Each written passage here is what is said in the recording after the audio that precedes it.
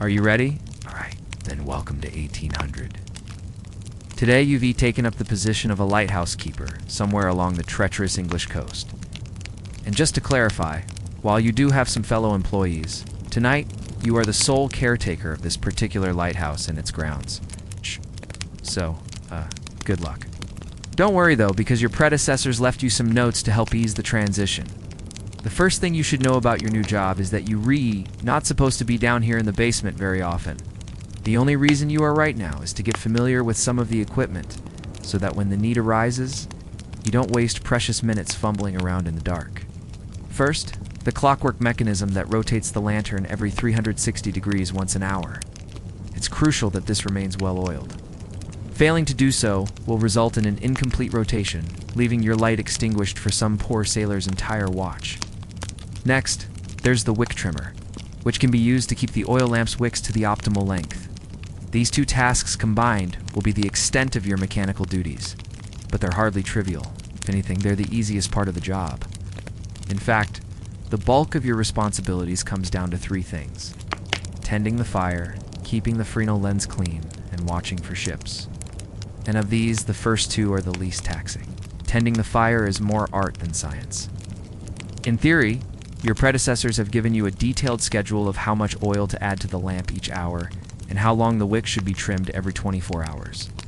But ultimately, this is something you'll need to manage based on the whims of the weather. It's the temperament of the flame, and even your own intuition. For all its seeming simplicity, maintaining a fire that burns steadily for months on end, fueled by nothing more than scavenged whale oil, is an act of alchemy. Then there's the Fresnel lens, the curved piece of glass that magnifies the light from the oil lamp and shoots it out across the waves. Keeping it clean is crucial for focusing the beam and ensuring visibility for mariners 20 miles out to sea. Yet scrubbing this piece of glass is one of those odd jobs that feels both menial and monumental. Each stroke of the cloth removes another layer of grime, another barrier between you and the boundless darkness that surrounds you. Yet no matter how much you polish, there's always more work to do. For the lens collects grit from the wind and salt spray from the waves ceaselessly. As twilight begins to settle around you, you realize that your greatest responsibility, and the one that demands the most solitude, is also the simplest in theory: watching for ships. When the sky turns the color of old bruises and the wind begins to moan, you'll ascend the tower, take your place behind the lens, and look out over the roiling sea. Your eyes, trained by years of lonely vigil, will pierce the gloom, searching for any sign of movement or light. Knowing that out there in the vast expanse of darkness, ships navigate by your beam, hurtling toward land at speeds that defy the stillness of the waves. For 12 hours, you'll stand motionless, scanning the horizon, half expecting, half dreading the sudden flare of rockets, and the frantic flash of torches that signal a vessel in peril. When that moment comes, your solitude ends. There's no rest for lighthouse keepers when a ship is in danger. You must rotate a special red lens to alert the stricken sailors that they're off course, guiding them away from the rocks that lie just beneath the surface of the waves. Once you've led them out of harm's way, you'll return the lens to its regular position, allowing the steady beam to resume its eternal vigil. As the ship disappears into the darkness, you turn back to the window, feeling the full weight of your solitude pressing in around you like the thick walls of the tower itself. The rhythmic crash of the waves against the rocks below takes on a new intensity, echoing the relentless pounding of your heart. You ask yourself, why am I doing this? What compels me to endure this crushing isolation, this endless cycle of light and dark, this haunting melody of the sea? There's no answer except the lighthouse, standing stoic and unwavering in the face of the tempest, just as it has for centuries. It's a silent sentinel, a beacon in the blackest night, and you are its keeper. This is a rare moment of introspection for lighthouse keepers. Normally, the act of watching for ships is so hypnotic that it leaves little room for thought. In fact, thanks to the Fresnel lens, you don't actually see very well to begin with. Its convex curve limits your field of vision to a mere 20 degrees. This means that if a ship appears more than 2 miles off course, you won't be able to spot it until it's too late to warn them. That's why it's critical to maintain a constant vigil. Just as you can't reduce your workload, you can't really relax either. Even when you aren't actively watching for ships, you need to remain aware enough to spot any sudden change in the weather or any unusual flicker from the lamp. A storm brewing on the horizon, a change in wind direction, a draft of cold air, these are all clues that demand your immediate attention. You respond by adjusting the wick, adding oil, cleaning the lens, readying tools, and checking the mechanisms. Like the pilot of a ship, you must constantly be on the lookout for signs that indicate you need to make adjustments to ensure your vessel stays steady and true. Now that you've made it to the top of the lighthouse, you find yourself in a sort of second home. While you may have your own living quarters somewhere nearby, this is where you spend the majority of your waking hours. If you haven't already, you'll want to get started on dinner now. Since cooking requires a bit of time and fuel, something you're rather low on. Not to worry though, you've got plenty of dried rations and tea to sustain you. At least until you get your weekly supply drop from that rowboat out there. Oh no, whatever you do, don't go outside, and risk falling into the sea. And there is no way anyone could rescue you if you did. Just wait patiently for your supplies to arrive. Oh, hello. Did you fall asleep waiting for your food? No matter. Dinner's ready anyway. You've heated some water, made some tea, and you've got a nice piece of bread to go along with some cheese and dried meat. It's pretty standard stuff, although the meat is starting to smell a little rancid. Anyway, better eat quickly. You don't want to leave the post, especially not in the dark. Speaking of which, you probably ought to get back to work. You've spent far too long down here, and you've got nothing to show for it. Well, except for a fresh pint of oil, a new wick, and a clean lens, actually. Ah, and you finally got a letter from your family. It's nice to hear from them, but you're surprised they didn't send more supplies. Oh well, better stop thinking about them. It's time to get back to work. Oh, for heaven's sake, you just sat down. Come on, you've barely been working. And there's still so much to do. The oil's nearly out, the lens is filthy, and the wick's too long. Get to work. Hours pass. The wind changes. Sky darkens. The sea rages. The lighthouse groans. A ship appears on the horizon. Hope flickers in the darkness. A shout echoes into the night. Relief arrives in the form of a small boat battling the waves. Supplies are dropped, barrels are rolled, lanterns are lit, and the keeper descends into the depths of the lighthouse. There's peace in the solitude, a strange comfort in the steady routine of tending a flame in the heart of the endless dark. A wave crashes against the rocks, sending spray high into the air. A fleeting white arc against the black backdrop of the sea. The wind whispers secrets to the lighthouse, tales of distant lands and restless souls at sea. But here, in this solitary sanctuary, there's a timeless tranquility, a world apart from the storms that rage and ebb.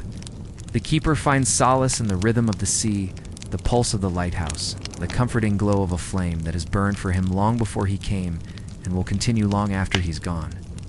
For in this moment, he is not just a keeper of a light, but a keeper of time itself, marking the passing hours in a world where time stands still. And in the stillness of the night, he hears the whisper of the waves, a chorus of voices that speak of courage, resilience, and the enduring spirit of humanity in the face of the endless darkness. Thank you for joining me today, everyone. If you enjoyed this experience, please feel free to leave a like or subscribe for more content. And of course, remember to join me next time for another journey through the quiet corners of history. Welcome to the channel. The morning begins not with the crow of a rooster, but with the subtle shift in the quality of darkness outside your small window. You've trained yourself to wake just before dawn, not because you own a reliable timepiece, though you do, but because your body has learned to sense the approaching light like a plant turning toward the sun. The sea never truly sleeps, and neither, it seems, do you. You rise from your narrow bed, your feet finding the cold floorboards with practiced ease in the darkness.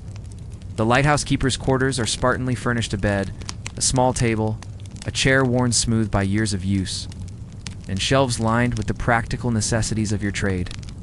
Everything here serves a purpose. There's no room for decoration, no space for the superfluous. Even in the dim pre-dawn light, filtering through your single window, you can see the orderly arrangement of your few possessions, each item exactly where it should be, where it has been every morning for months or perhaps years. Your first task, before you even dress properly, is to check the light. This will become such a habitual action that you'll perform it dozens of times throughout each day, an almost unconscious ritual of responsibility. You climb the spiral staircase that leads to the lantern room, your hand automatically finding the handholds worn smooth by countless such journeys. The stairs are steep and narrow, designed not for comfort, but for structural integrity against the constant assault of wind and weather. In the lantern room, surrounded by glass panels that rise from floor to ceiling, you assess the night's work. The oil lamp, your most important companion, has burned steadily through the darkness, its flame dancing behind the carefully arranged lenses that magnify and focus its light into a beam that can be seen far out at sea. You check the oil level in the reservoir, noting how much fuel has been consumed during the night. This calculation is crucial. Running out of oil before dawn would be a catastrophe that could cost lives. The wick requires your attention next. Throughout the night, it has been slowly burning down. The flame has likely developed an uneven edge that reduces its brightness. With practiced fingers, you trim the wick to a precise height too short, and the light will be dim. Too long, and it will smoke, fouling the glass and reducing visibility even further. This is delicate work, requiring steady hands and experience born of endless repetition. You run a cloth along the glass panels, smearing off any stray deposits of soot that have found their way onto the surface, blurring the clarity of the light. This is a necessary chore, for the lensing system that magnifies and focuses the flame is of little use if obscured by grime. The panels themselves are in need of your care too, and you begin a painstaking process of cleaning and polishing them until they gleam like mirrors, reflecting the world around them back in distorted fragments. You do this by hand, of course, for there is no room up here for large cleaning implements or tools, and the only sounds are the gentle hiss of the oil lamp and the soft scrape of cloth on glass. When you finish, the panels are so clean that you can see the world clearly once again. Stretching out to the horizon, the sky is just beginning to lighten, and you watch as the colors deepen and shift. A painter's palette spread across the canvas of the heavens. You feel a profound sense of satisfaction knowing that, when the sun finally rises, it will be as if the world is waking up anew, refreshed, and clear-eyed. It's not because of you, yet because of you. There's a humility in this, a quiet understanding that you are merely a small part of something larger, cog in the grand machine of navigation that keeps ships safe from the rocks and shoals that litter the sea. And while you tend to your duties, the day takes shape outside the lighthouse. You hear the cry of gulls circling overhead, their raucous calls carried on the wind. You can almost make out the rhythmic pulse of waves crashing against the shore. These sounds, along with the ceaseless moan of the wind, are your only company during these lonely hours. At times, the solitude can be crushing, but you've grown accustomed to it. In fact, you've come to appreciate the silence. It allows you to think, to plan ahead, and there's a certain comfort in knowing that you are completely alone, that there's no one to disturb you or distract you from your task. For this job requires absolute concentration, unwavering attention. A moment's lapse of judgment, a second of carelessness could spell disaster. You are, after all, responsible for one of the most important beacons of safety in these treacherous waters. Lives depend on your vigilance, and you do not take that responsibility lightly. As the first hints of daylight begin to appear, you start your rounds again, checking the oil in the wick, making sure everything is in perfect working order. The oil lamp flickers and dances, casting long shadows on the walls. You stand transfixed by the hypnotic rhythm of its flame, lost in thought. You wonder about those who might be watching your light out at sea, if they too are performing their own rituals to stay safe in the vast darkness. Do they glance at their instruments every few minutes to make sure they're on course? Do they scan the horizon for any sign of land or danger? You imagine them battling the same loneliness that you sometimes feel, the crushing monotony of endless days and nights at sea.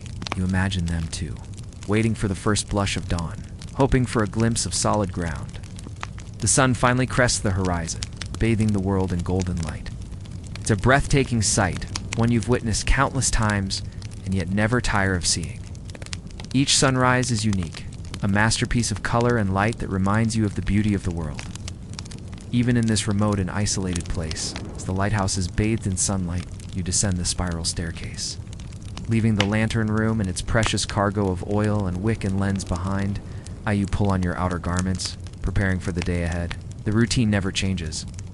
You check the stairs, make sure the path to the shore is clear, tend to your meager garden, eat your breakfast, write your journal entries, record the weather, log the ships you see on the horizon. All these tasks must be done meticulously, thoroughly. Nothing can be left to chance, and then you wait. Wait for the next night to fall, for the darkness to creep back, and for you to climb the stairs once more and trim the wick of the eternal flame. You wait for the sea to call upon you again, for the wind to whisper its secrets in your ear, for the rain to lash against the windows and the waves to crash against the shore. You wait for the lonely cry of the gulls and the mournful call of the foghorn. You wait for the lighthouse to be once again the only source of light in the unending expanse of black, for the sea to trust you with its darkness, for the night to confide its mysteries to you, for the stars to shine their faint, distant light on your lonely vigil. You wait for the sea to demand your presence, for the darkness to test your resolve, for the wind to challenge your endurance. You wait for the night to weave its spell, for the moon to cast its pale glow on the restless waves, for the shadows to stretch and twist and dance in the flickering lamplight, for the silence to press in on you, for the solitude to wrap itself around you like a shroud. You wait for the lighthouse to call you back to duty, for the sea to summon you to its service, for the darkness to beckon you into its embrace. The Keeper of the Light. Chapter 3. As the first pale light of dawn begins to creep across the water, you extinguish the lamp with a gentle breath. Then immediately begin the morning's cleaning ritual. The glass panels of the lantern room have collected a film of salt spray, oil residue, and the inevitable moisture that condenses in the cool night air. Each panel must be cleaned meticulously, both inside and out. Using soft cloths and a cleaning solution, you've mixed yourself from vinegar, water, and a small amount of alcohol. This cleaning is meditative work, requiring patience and attention to detail.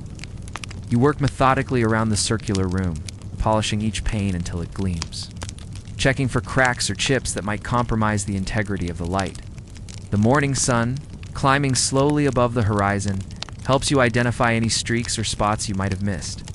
Outside, seabirds begin their daily hunt, their cries providing a soundtrack to your solitary labor. With the lantern room restored to pristine condition, you descend to tend to your other morning duties. Now you are alone once more, high up in a tower on a lonely island or rocky coast, keeper of a beacon that cuts through the darkness. The rhythmic crash of waves against rock or the mournful cry of seabirds fill the air, and the responsibility of maintaining the light, of keeping it clean and fueled, is solely yours. What will you do? First thing in the morning, after extinguishing the lamp, you must attend to the most critical aspect of the lighthouse, the lens. Salt spray, oil residue, and the inevitable moisture that condenses in the cool night air have all accumulated on the glass panels. If left unchecked, these can not only obscure the light, but also lead to cracks or chips that would compromise the integrity of the entire lantern room. Each panel must be cleaned meticulously, both inside and out. You mix a cleaning solution of vinegar, water, and a small amount of alcohol, and use it sparingly, knowing that the cloth you use is soft enough not to scratch the glass. The cleaning is meditative work, requiring patience and attention to detail. You work methodically around the circular room, polishing each pane until it gleams, checking for cracks or chips that might compromise the integrity of the light. The morning sun, climbing slowly above the horizon, helps you identify any streaks or spots you might have missed. Outside, seabirds begin their daily hunt, their cries providing a soundtrack to your solitary labor. With the lantern room restored to pristine condition, you descend to tend to your other morning duties. The lighthouse itself requires constant maintenance. You inspect the exterior walls for any damage from the previous night's weather, checking particularly around the base where storms tend to deposit debris and where the constant spray of salt water gradually erodes even the strongest stone. Small repairs made promptly can prevent larger problems later, and out here, with help often days or weeks away. Prevention is your greatest ally. Perhaps there's a loose board on the stair landing, or maybe a crack in the wall that needs repointing. You have the skills to deal with such issues, thanks to the training you received at the academy and the experience you've gained over the years. Your lighthouse may be a solitary place, but you're not truly alone. The tools you use become familiar companions. A worn screwdriver, a sturdy hammer, a trusty chisel, each has its place and purpose. They are extensions of your hands, helping you to shape and reshape the fabric of your world. And as you work, you find a rhythm, a harmony between your movements and the tools that echo the rhythm of the sea. The equipment that makes the lighthouse function also requires its own attention. One of the most vital components is the fog signal. This mechanical device, often operated by clockwork or sometimes by hand, produces the deep, mournful sound that guides ships when visibility is poor. You test it each morning, listening to its resonant tone carry across the water. The mechanism is intricate, requiring regular maintenance to keep it operating smoothly. You attend to it now, oiled moving parts, checking for any signs of wear or needing adjustment. The sound of the foghorn is as important as the light itself, perhaps more so, since ships often hear it long before they see anything. As you finish up, you run a final check of the station. Everything is in its place. All systems are go. You've checked the logbook, tended to the gardens, inspected the grounds, and noted down yesterday's readings. Now you need to get ready for whatever the day might bring. As a lighthouse keeper, the hours between midday and nightfall are often filled with tasks, both big and small. Some days are more active than others, some quieter, some uneventful, and some presenting challenges that test your mettle. Let us see what today holds for you. First and foremost, the ocean doesn't care about your schedule. Storms can brew unexpectedly, winds can shift without warning, and tides can rise faster than you can say. Beware. So vigilance is always your first task. Checking the weather instruments is second nature. Now what to look for, how to read the signs. The barometer, which tells you if a storm is brewing or on its way. The wind vane that shows you from which direction the weather is approaching, and the rain gauge that measures every drop. These instruments aren't just for show. They're your lifeline to understanding the ocean's moods, an extension of your senses that warn you when calm turns to chaos. And your readings are more than numbers. They're stories of the sea, tales of pressure drops, wind shifts, and rainfall totals that you understand intimately. Every entry in the logbook is a piece of this story, forming a narrative that only you can write. It's a record of the weather, yes, but also a diary of sorts. A way to mark the passage of time in a life where days can blur together in their sameness. But the sea, like a moody lover, is full of surprises. Sudden squalls, uncharted rocks, and rogue waves are all part of her tempestuous nature. And while you stand little chance against a full-blown storm, you can prepare. Securing loose objects, checking mooring lines, and readying the emergency equipment are all part of being a responsible keeper. Unexpected visitors can also arrive as suddenly as a rogue wave. Sailors seeking shelter, researchers on a mission, or even curious tourists occasionally make their way to your isolated post. While you're usually happy to lend a hand or share a story, such visits can also disrupt your carefully ordered routine. Today, however, is one of the more tranquil days you've experienced in a while. The morning fog has lifted, revealing a sky of the purest blue, dotted with fluffy white clouds that offer no threat of rain. A gentle breeze ruffles the surface of the waves, creating a soothing rhythm that seems to lull the very essence of the sea into tranquility. The air is filled with the sweet scent of blooming wildflowers, carried aloft by the breeze and mingling with the salty temps of the ocean's spray. Even the cries of the seabirds take on a softer tone, sounding almost melodic in the vast expanse of the sky. As you pause to appreciate this moment of serenity, you feel a sense of gratitude settle over you. Gratitude for the beauty that surrounds you, for the peace that envelops you, and for the responsibility that you shoulder with quiet pride. In this solitude, you have found a rhythm that resonates with the very soul of the sea. And yet, as peaceful as the present moment seems, you, the keeper of the light, know that the sea's moods can change as quickly as the tide. So you remain vigilant, tending to the tasks that keep the lighthouse running smoothly and the light shining brightly, ever ready for whatever the sea may send your way. For in the solitude of your station, you have forged a bond with the sea that is as enduring as the light you keep alive. In the stillness of the evening, as the last sliver of daylight fades beyond the horizon, you begin the evening rituals. The cleaning of the lantern room mirrors the morning routine, final check for dust or residue, and a wipe down of the panels to ensure the light shines through with maximum clarity. Fueling the lamp involves more than just keeping it lit. You check the oil levels, clean the wick, and make sure the glass chimney is free of debris. These steps ensure your lamp burns brightly and efficiently, casting its guiding glow as far out to sea as possible. As darkness falls, you might sit in the solitude of your living quarters, reading a book, or tending to a hobby. Days are long, and there's always something that needs tending to around the station. But as night settles in, there's a quiet beauty in the stillness. The rhythmic crash of waves against the shore becomes a lullaby. The distant cry of a lonely seabird echoes the solitude of your existence. And the steady glow of your lighthouse stands in stark contrast to the enveloping darkness. In this quiet, you're reminded of the purpose that brought you to this isolated post. You are a beacon in the darkness, a silent sentinel offering guidance to those who navigate the treacherous seas. You are the keeper of the light, and as long as your lamp burns bright, you are fulfilling your solemn duty. What will you do next? When you head outside, you haul up a bucket from the well, its rope clattering over the pulley wheel. You pause, letting the seawater splash and trickle down the sides of the bucket, replenishing the small pool at the top of the stairs that catches the overflow. You dip a rag into the pool to wipe down the railing and the worn wood of the hatch beside you. You climb the narrow steps, taking care to avoid the loose board near the top.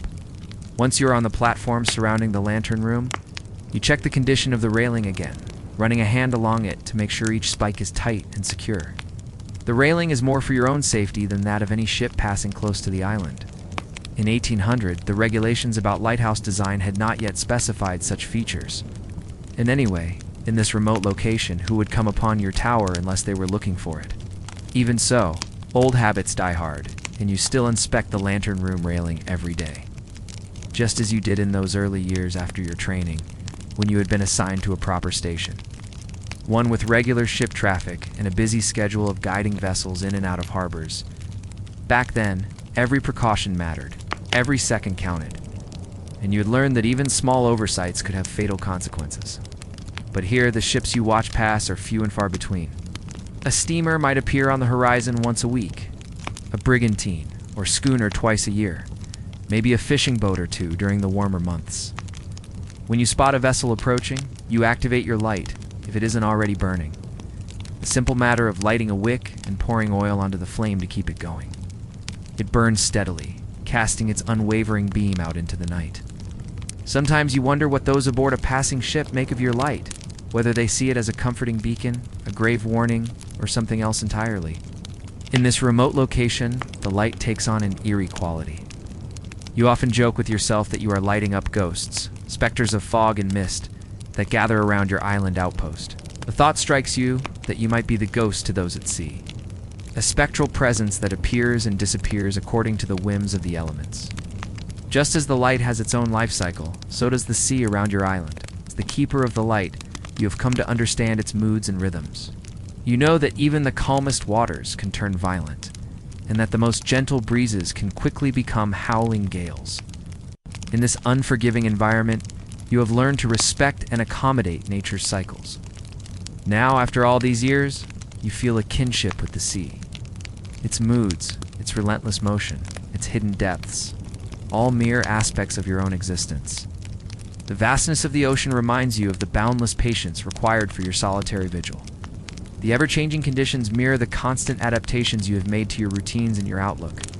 And the raw power of nature in its untamed state echoes the strength of character you have forged in the face of isolation and uncertainty. The solitude that was once a burden has now become a companion. It is a silent partner in your existence, sharing with you the secrets of the wind and the tides. Together, you and the sea form a timeless bond, each influencing and reshaping the other. Like the light that pierces the darkness, your presence stands as a testament to the enduring spirit of humanity in the face of nature's indifference. Just as the light continues to burn night after night, so does your determination to persevere. With each passing year, you grow deeper into the rhythm of this existence, finding solace in the constancy of your duties and the whispers of the wind. You're the keeper of the light, a solitary figure standing watch against the encroaching darkness. And in doing so, you discover a profound connection with the sea and the light itself. For in the solitude you find companionship, and in the isolation you find purpose. The cycle of days and nights continues, each one a reflection of the countless others that have come before. As you stand on the edge of the platform, the wind whipping your hair and clothes about you, you feel an overwhelming sense of timelessness. You're a part of a much larger, older story, one that stretches back as far as the sea itself. You are just another chapter in the epic tale of humanity's struggle against the darkness and the loneliness of the deep. The arrival of a supply ship is always a notable event, shattering the quiet routine of your life. It means that, for a brief period, the shores of your island will echo with the sounds of human voices. The creak of ropes and pulleys, the rumble of barrels being unloaded. You have watched many ships come and go over the years, each visit bringing its own unique set of experiences and interactions. You know that these supply runs are not merely about replenishing stores or rotating keepers. They are also about maintaining your very connection to the world beyond the sea. You watch as the supply ship approaches, charting its progress from a mere speck on the horizon to a vessel with discernible features. When it is close enough, you signal with your flag, a predetermined code indicating that you are ready to receive supplies. As the ship draws alongside the rocks, you haul on a rope attached to a hook that will assist in unloading the cargo. Barrels and boxes containing provisions, fuel, tools, and mail are heaved onto the beach. Each item has its place in your inventory, and you keep meticulous records of what arrives, checking quantities and noting any damage. The process of unloading is almost ritualistic. A carefully choreographed dance between the crew of the supply ship and yourself. There is a rhythm to it, a language understood by all who participate. You direct the placement of supplies, making sure everything is set where it belongs until the last barrel is ashore and the ship prepares to depart. When the coast is clear, you join the crew on the beach, waving goodbye until the vessel disappears into the vast expanse of the sea. Then you return to your tower, carrying with you the echoes of voices and the promise of replenished stores. The arrival of new supplies is always a moment of anticipation. You inspect each item, running your hands over familiar surfaces, breathing in the scents that have accompanied you for so long. The stacks of old newspapers, each page filled with tales of distant lands and bygone eras, are sorted through, providing a brief window into a world you once inhabited. The arrival of a new Bible or book is a particularly joyous occasion. You savor the weight of these volumes, their leather covers worn smooth by years of handling, their pages holding stories that have shaped your understanding of the world. But it is the mundane items that often bring the greatest comfort. The everyday objects that serve as tangible reminders of your connection to humanity. A simple jar of tea, the tin of biscuits, or even the coils of rope, all whisper of a world beyond the sea. They carry with them the essence of bustling cities, the warmth of homes, and the laughter of loved ones. These items are more than just provisions. They are fragments of a life once lived, a life that, although distant, remains a vital part of who you are. The arrival of mail is always a special moment. You open each envelope carefully, unfolding the sheets of paper that may contain news of births, deaths, marriages, or simply greetings from those who remember you. You read each letter slowly, savoring the familiar handwriting, allowing the words to transport you to the places and moments they describe. These letters are more than just pieces of mail. They are anchors to your past, threads connecting you to the tapestry of human relationships. Through them, you remain a part of a world that seems both close and impossibly far away. The process of tending to the lighthouse is like a rosary in your hands, a sequence of actions so ingrained, they have become a form of meditation. You run your fingers along the glass, feeling the smoothness that belies the fury of the storms it has weathered. Every crack tells a story of wind and wave, of nights when the sea raged and threatened to swallow even the steadfast light. Wiping down the lens, you remove smudges and salt deposits, revealing a clarity that allows the light to pierce the darkness. This is more than just maintenance. It is a communion with the lighthouse, a dialogue between you and the structure that has become your home. You are its caretaker, its historian, its protector, and its sole witness. For a brief moment, you let your gaze drift towards the horizon, half expecting to see the familiar silhouette of a supply ship cutting through the waves. The regularity of their visits has become so ingrained in your routine that your mind plays tricks. You know, however, that this is not the time for resupply. You have ample stores and the next vessel won't arrive for several more weeks. Yet the very predictability of these visits has lulled you into a false sense of anticipation.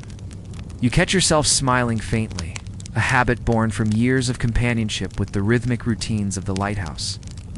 The smile fades as quickly as it came, leaving you in the solitude that has become your constant companion.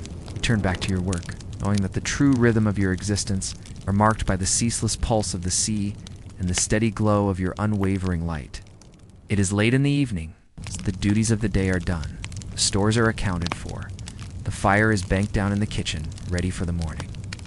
Outside, the wind has freshened and moaned through the rigging of the boats on the shore below. Soon it will be dark, the moon hidden behind clouds, the stars obscured by mist. And as the last traces of daylight fade from the sky, the most crucial part of your day will begin. You go back to the lantern room for the nightly routine, checking the lens apparatus, filling the oil reservoir, trimming the wick to perfect condition. Then you light the lamp just as the sun begins to set, making sure that your beacon is visible from the moment natural light begins to fade. In the beginning of the evening twilight, people ashore can still make their way around quite easily. Ships, too, navigated by daylight, can continue on their courses under sail or steam. But soon, it will become harder to distinguish friend from foe. And when the darkness is at its deepest, your service is most vital.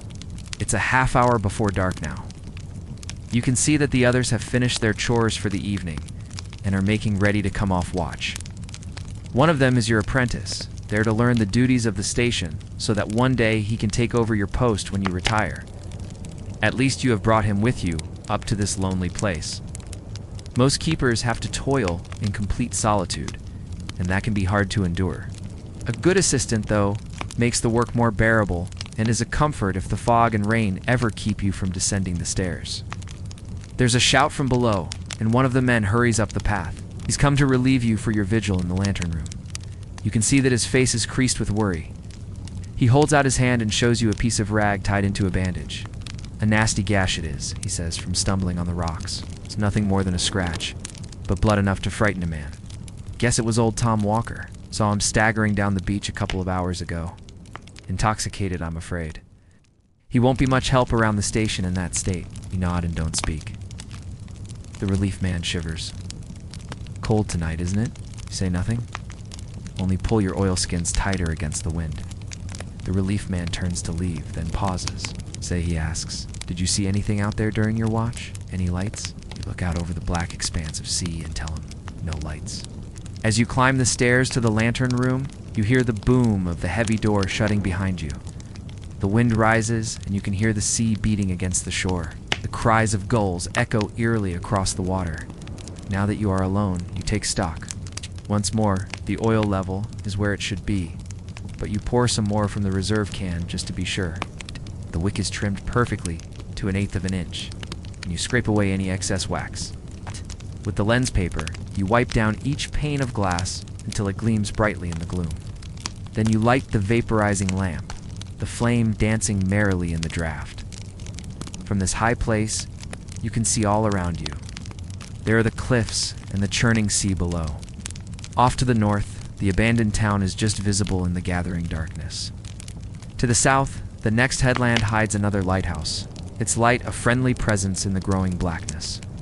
Beyond that, the sea is empty and dark. It's time for your first scan. You know well the range of your light, how far it reaches in fair weather. If a vessel is close inshore, you can spot its outline even before you can see its lights. You've studied the coastline thoroughly, so you know every rock and shoal by heart and can judge a ship's course by its position relative to them. You look out over the sea.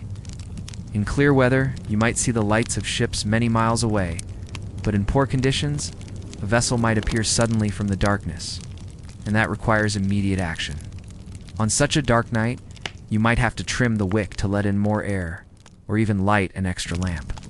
If thick fog hangs over the waters, you may have to light the fog signal. If a vessel gets too close, you'll have to dash down the stairs and operate the foghorn. You take pride in your quick reaction time, knowing that lives may depend upon it. But right now, the night is clear. You watch the white arc of your light sweeping across the sea. No lights appear to cross its path. As you stand here watching, the wind keens about you. It seems to rise in sympathy with your pulse, rising and falling in time with the sweep of your gaze. You feel the spray of the sea on your face and the chill seeping through your clothes. Even so, you stand here in the open doorway, scanning the dark waters. You can hear the cry of an owl from somewhere in the rocks, and the mournful bark of a dog carried on the wind. From some house on the mainland, you shiver and draw your coat tighter. You wish you were beside a fire with a good book, or a game of dominoes, perhaps. But duty calls and you turn back to the sea. An hour passes, and then another. You strain to see in the distance. It can be difficult to tell whether a light is close or far away. When you cannot judge distance, everything is reduced to points of light. In bad weather, you might see only a faint glow in the blackness, and have to decide quickly whether it's a mere reflection or a vessel S lantern. You make notes in the logbook of any craft you see, recording their position and course. But tonight, there is nothing to record. The loneliness of your vigil sometimes presses heavily on you.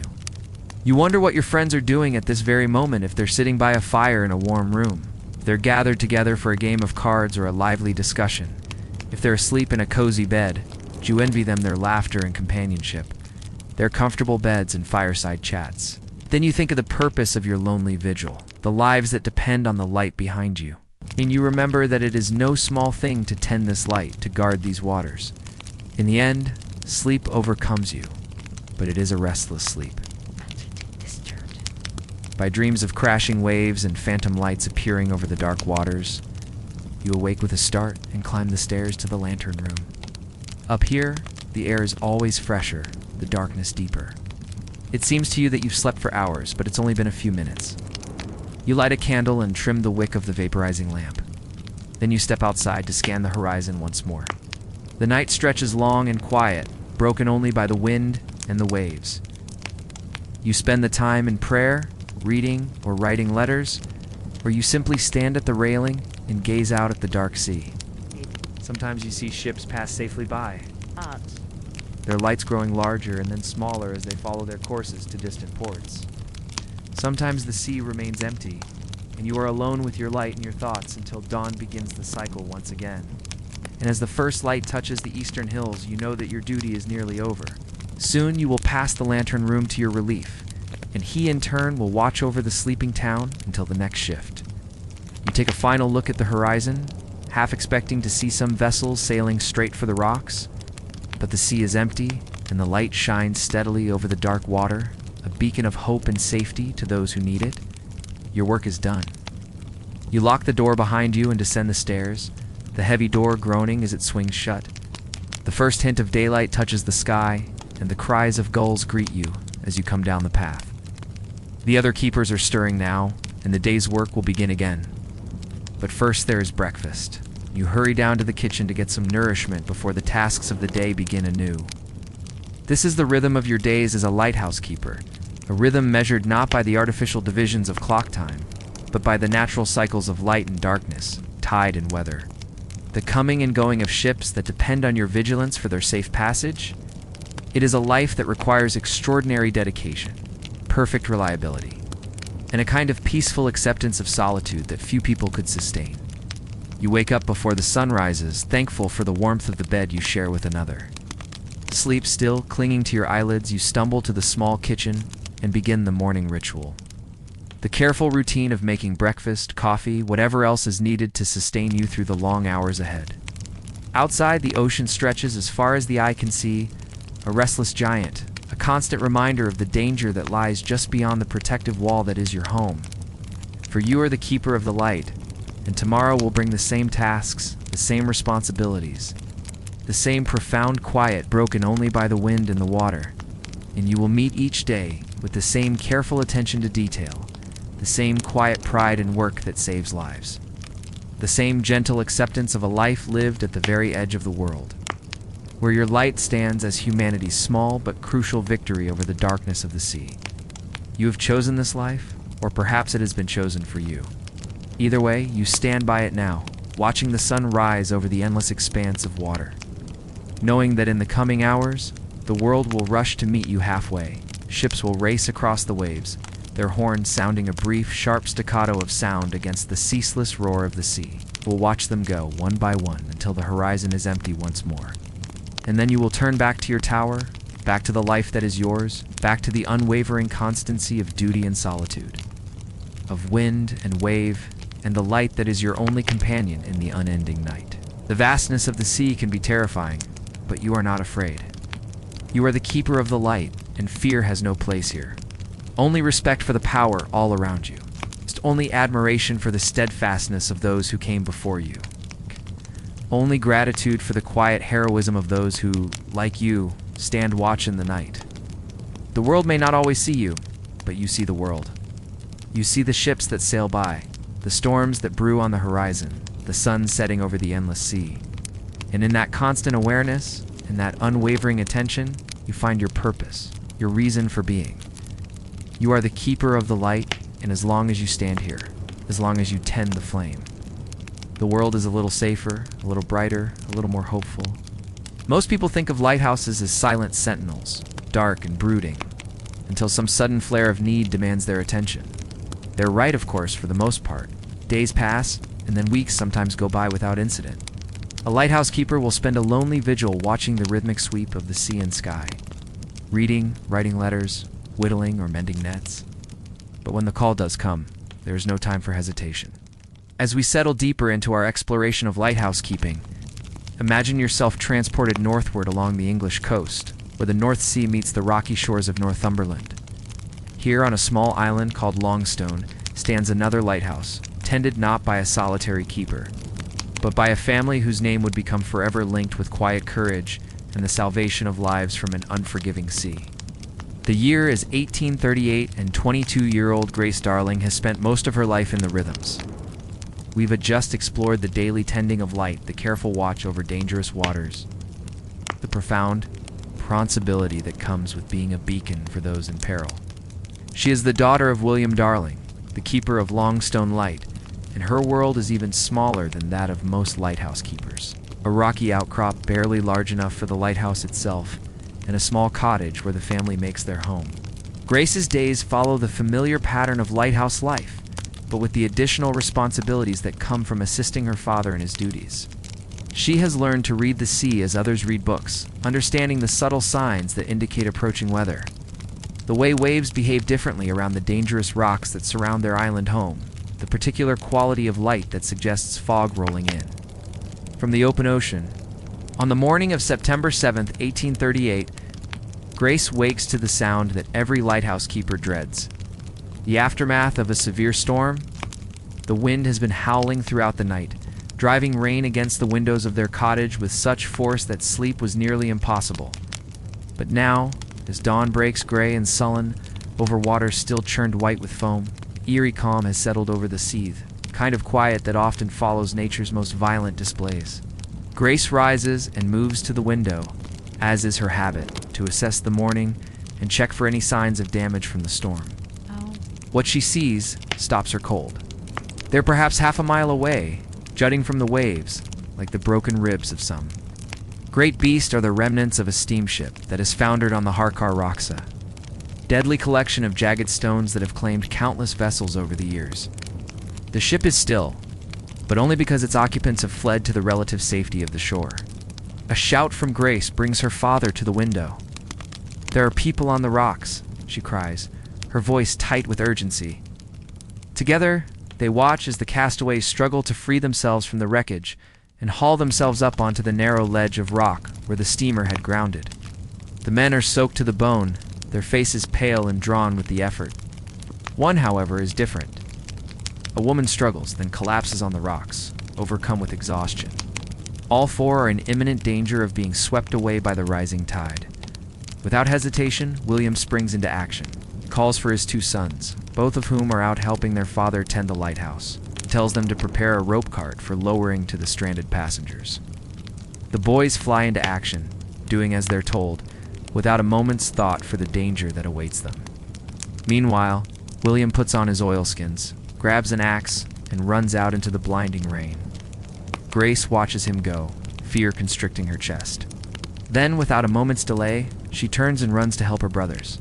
Her task is more urgent than she imagined. The tide is coming in faster than expected, and the four figures on the rocks are in greater peril than anyone anticipated. As William battles the surf, fighting to keep the rope cart from being dashed against the rocks, Grace helps her brothers steady the line. Each pull of the rope cart takes a precious few moments, The wind is screaming, making it difficult to hear anything above the roar of the sea in the driving rain. But from time to time, one of the men on the rocks shouts encouragement, his voice hoarse with cold and fatigue. Suddenly, the line goes slack, and the cart shoots out over the waves. Grace shrieks and reaches for her brother, but he's already moving, pulling the line taut again, hauling the cart back toward the safety of the shore. The man who had been clinging to the mast of the ship scrambles forward, his face filled with gratitude and relief. Without a word, Grace and her brothers turn and begin winding in the rope. Again and again, they work, each movement precise and economical, years of training and experience guiding their hands. Soon, the second man is safely on the shore, and with him the hope that the worst is over. But the tide keeps rising, and there are still 2 more people trapped on the rocks. In the distance, Grace sees a flash of red in the swirling gray. The lighthouse lantern is on, sweeping its beam across the wild waters in search of ships. And then she sees him, the keeper of the nearby lighthouse on the mainland, seeing what's happening at Longstone and coming to help. Another lifeline is secured, this one heavier, stronger, meant to be used only in the greatest emergencies. This time, it is the young woman who is brought ashore. She is conscious, but weak. Grace runs to her side, kneeling in the shallow water and gathering the shivering form into her arms.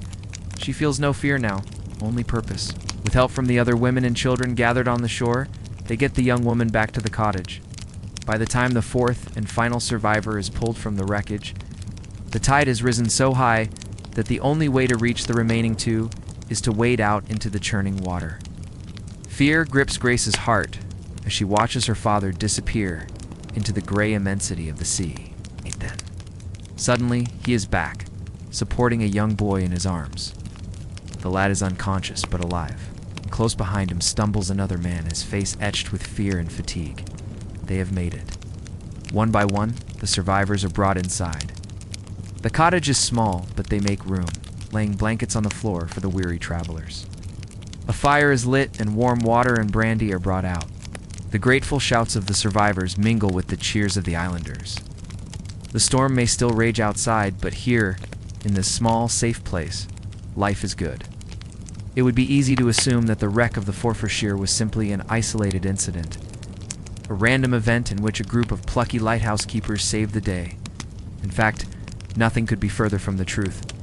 Over the course of their long lives, Grace and William Darling saved the lives of hundreds of sailors and passengers, all while performing their quiet, unseen duty of keeping the light of Longstone Lighthouse shining brightly through the long, dark nights. These 2, along with the rest of the Darling family, stand as a testament to the quiet heroism of lighthouse keeping. Today, Longstone Lighthouse continues to stand on its rocky perch, tended by those whose job it is to keep the light shining, no longer a family affair. The lighthouse still serves as a vital warning to those navigating the treacherous waters off the coast of England. And though Grace and William are gone, their story remains. A reminder of the quiet courage it takes to face the sea alone and save those lost to its fury.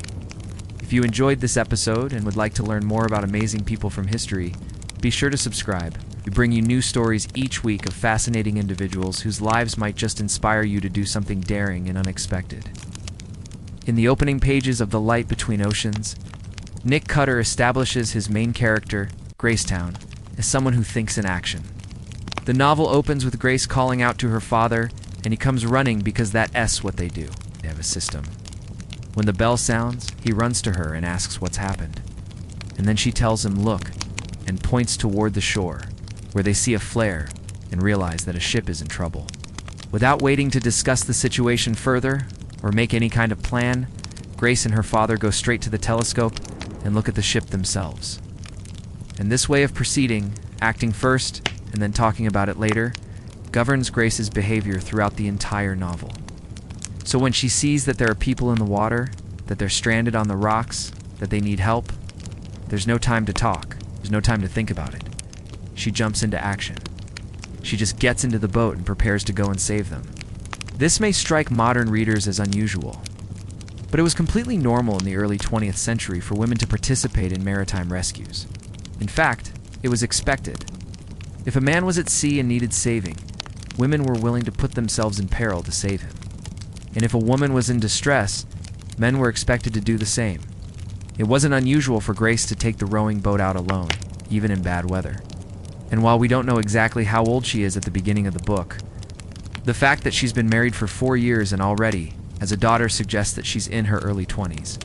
But because she grew up on the island and has spent her entire life preparing for emergencies like this, more than capable of handling a crisis. And indeed, Grace and her mother Ivy had rescued several men from the rocks off the coast of Alderney just months before the events of the novel open. The challenge presented by the stricken ship is daunting. The people on the rocks are too far from shore for any of the men on the island to swim to them. But they're also too far from the mainland for the local lifeboat to risk going out. The only possibility is the small boat that the Darling family uses to travel to and from the mainland. But this boat, as William Darling soon realizes, is wholly inadequate to the task of rescuing anyone from the rocks. Not only is it too small, but it couldn't possibly approach close enough to the rocks to allow anyone to board it while the seas are running so high. And it would be extremely difficult to bring the survivors back with them. Even if they managed to get the people off the rocks, where would they go? The nearest place they could drop them off is the mainland, which is 17 miles away. But the storm has wrecked the road and made the journey impossible. This means that if they attempt this rescue, they must bring the survivors back to the island. But that presents another problem, because even if they can get the people into the boat, who will look after them once they're there? Even though she's pregnant, Grace doesn't hesitate. She knows that if they don't try to save those people, they will die. And she knows that they will die very slowly and painfully. That isn't an option for her. The only option is to try to save them. Grace is risking her own life to save the lives of strangers, and she does so without hesitation. But this act of heroism isn't the product of a sudden impulse or a rash decision. Rather, it comes out of years of training and preparation. As I said before, Grace has spent her entire life learning what to do in the event of an emergency. From the time she was born on the island, she knew that she and everyone else on the island were responsible for the safety of everyone else at sea. And she took this responsibility very seriously. She wasn't afraid of hard work, and she wasn't afraid of taking risks. She understood that sometimes you had to risk your life to save someone else's, and she knew that if she didn't do it, nobody else would. Grace's first concern is getting the boat ready, as she knows that they don't have much time. The people on the rocks are exhausted, and it woe and be long before they succumb to the cold. So she moves quickly. She helps her father load the boat with ropes, blankets, and whatever medical supplies they have on hand. But she doesn't waste time worrying about whether or not they have everything they need. She just does what she can with what she has. Then she goes to check on her little sister Flora, who's asleep in the house. Grace knows that her sister doesn't understand what's going on, but she still takes a moment to say goodbye. She kisses her sister's forehead and tells her to be good and stay in bed. It's just a brief interlude, but it shows the depth of Grace's character. She's strong and capable, but she's also tender and loving. She's not just a rescuer, she's also a protector. She has a duty to protect her family, but she also has a duty to protect the people who are in danger at sea. And she takes both of these responsibilities very seriously. Once she's made sure that Flora is safe, Grace goes back to the boat. She helps her father launch it, and then she climbs in and takes an oar. Her father looks at her for a moment, and for the first time we see any real fear on his face. He knows that this is a dangerous mission, but he's also proud of his daughter. He knows that she's capable, and he trusts her, so he says nothing. He just nods, and they set off. When they get to the survivors, Grace's job is to row the boat while her father steers. He knows the waters better than anyone, and he'll need to be constantly on the lookout for rocks and other hazards. Grace doesn't complain about having to row. She just gets on with it. She's focused and determined. She knows that every stroke of her oar could save a life, and she doesn't waste any time. She rows with all her might until they reach the survivors. The survivors are in terrible shape. They've been clinging to the rocks for dear life, and they're exhausted and cold. Some of them are injured, and they need medical attention. But Grace doesn't stop to help them. She has to get them onto the boat as quickly as possible, so she can get them back to the island. She works with her father to drag the survivors one by one onto the boat. It's back-breaking work, but she doesn't complain. She just does what needs to be done. Once everyone is on board, she helps her father maneuver the boat back to the island. Back at the house, Grace and her father tend to the survivors, give them food and drink, and try to warm them up. They do everything they can to help. but they know that they can't save everyone. Some of the survivors are too far gone. They've been in the water too long, and they've taken on too much water. Grace is devastated, but she knows that there was nothing more they could have done. She did everything she could to save those people, and that's all that matters. In the end, Grace's heroism saves the day. Of the 13 people who had been stranded on the rocks, 8 survive. Grace is hailed as a hero, and rightly so. She and her father risked their lives to save the lives of strangers, and they did so without hesitation or complaint. But Grace doesn't see herself as a hero. She just did what she had to do. She knew that the people on the rocks were in danger, and she knew that she had the skills and the strength to help them, so she did. For Grace, it wasn't heroic. It was just Tuesday. But this is where the story takes a turn for the worse. While Grace is lauded as a hero, the blame game begins. People want to know why the ship went down, and they want to find someone to blame. And they find the perfect scapegoat in Tom Sherborne, the man whose boat Grace and her father used to rescue the survivors. See, Tom is a veteran sailor, and he's been warned not to go out in the kind of weather that brought the ship down. And yet he went out anyway. And now he's being blamed for the deaths of the 5 people who didn't make it off the rocks. Tom is devastated. He feels like he let those people die, and he's racked with guilt. He's also angry at himself for not listening to the warnings. But he knows that there's no point in dwelling on the past. The only thing he can do now is move forward and try to make things right. And that's exactly what he does. He apologizes to the families of the people who died, and he tries to help the survivors in any way he can. A wild sea and strong winds batter the Northumberland coast. Rain lashes down and waves crash over the beach, driven by a storm which began the previous evening. This scene in 1841 would have been a familiar one to the local residents of this wild stretch of Britain's northeast coastline. But today it's being watched by a father and daughter duo, William and Grace Darling, who live at a cottage overlooking the churning waters. They've already had breakfast, but William can't help keeping a watchful eye on the horizon. While he eats, he keeps glancing towards the raging sea. It's clear there's something out there, a ship in distress. Battling against the elements and the treacherous rocks along the coast, they watch as the vessel is thrown and tossed around like a child's toy. Knowing what it's like to battle the North Sea, William knows this ship is in trouble. The captain is either inexperienced or drunk.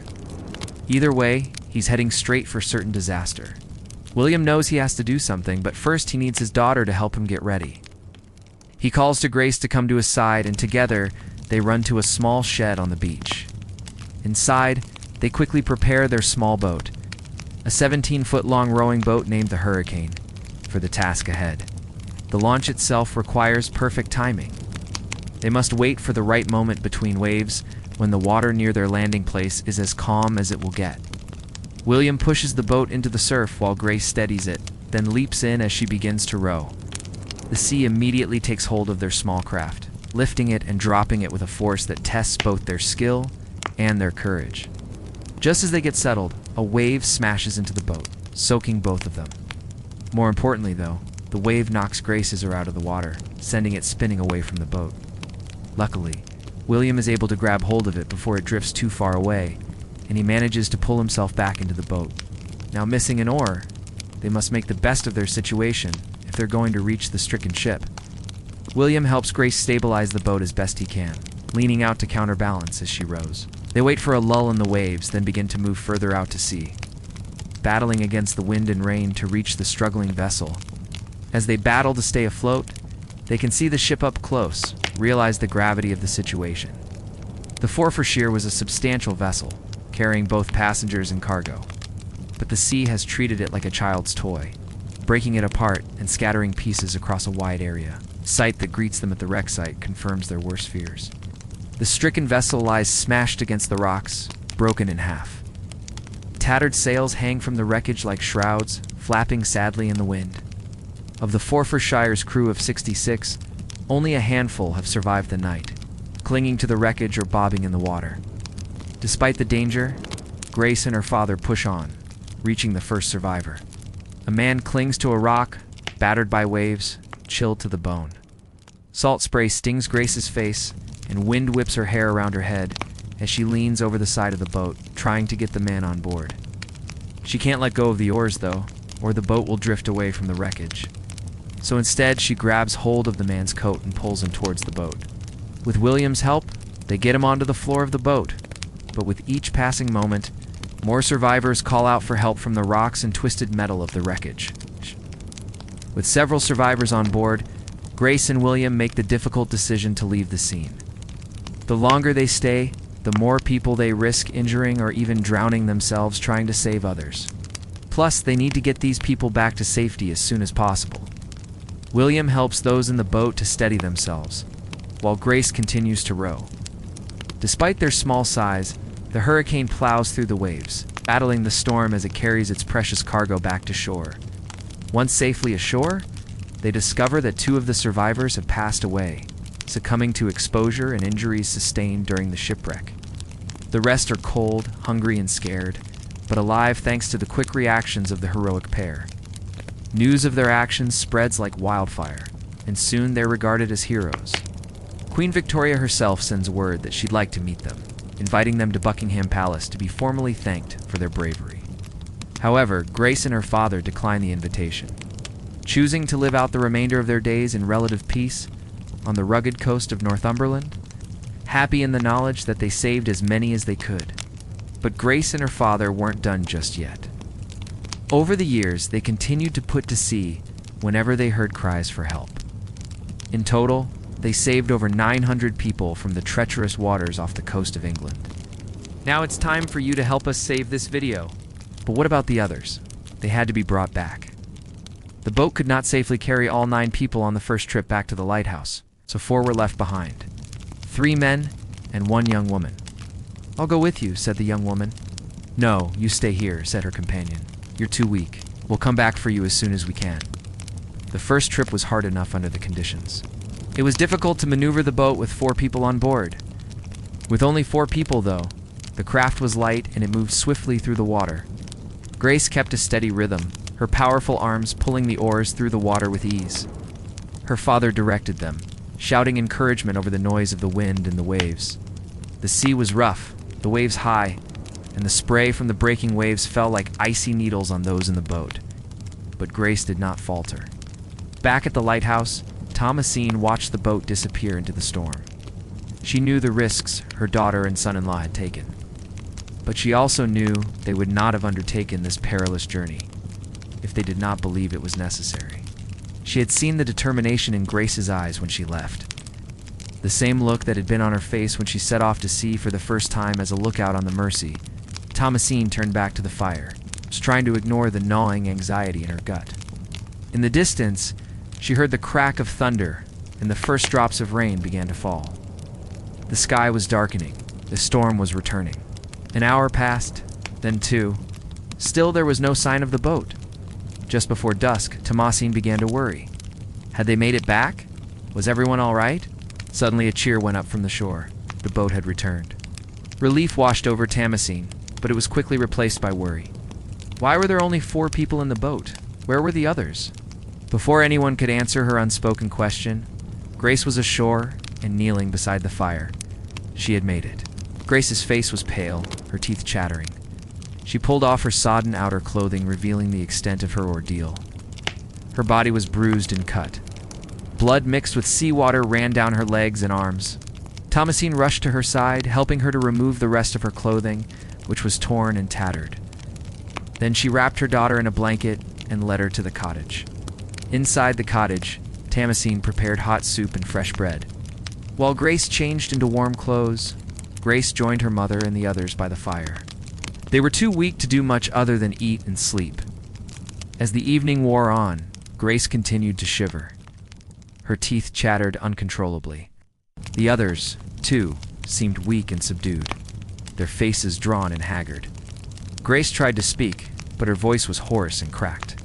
She struggled to explain what had happened, but the words wouldn't come. Suddenly, Grace sat up straight, her eyes wide with fear. She had just remembered something terrible.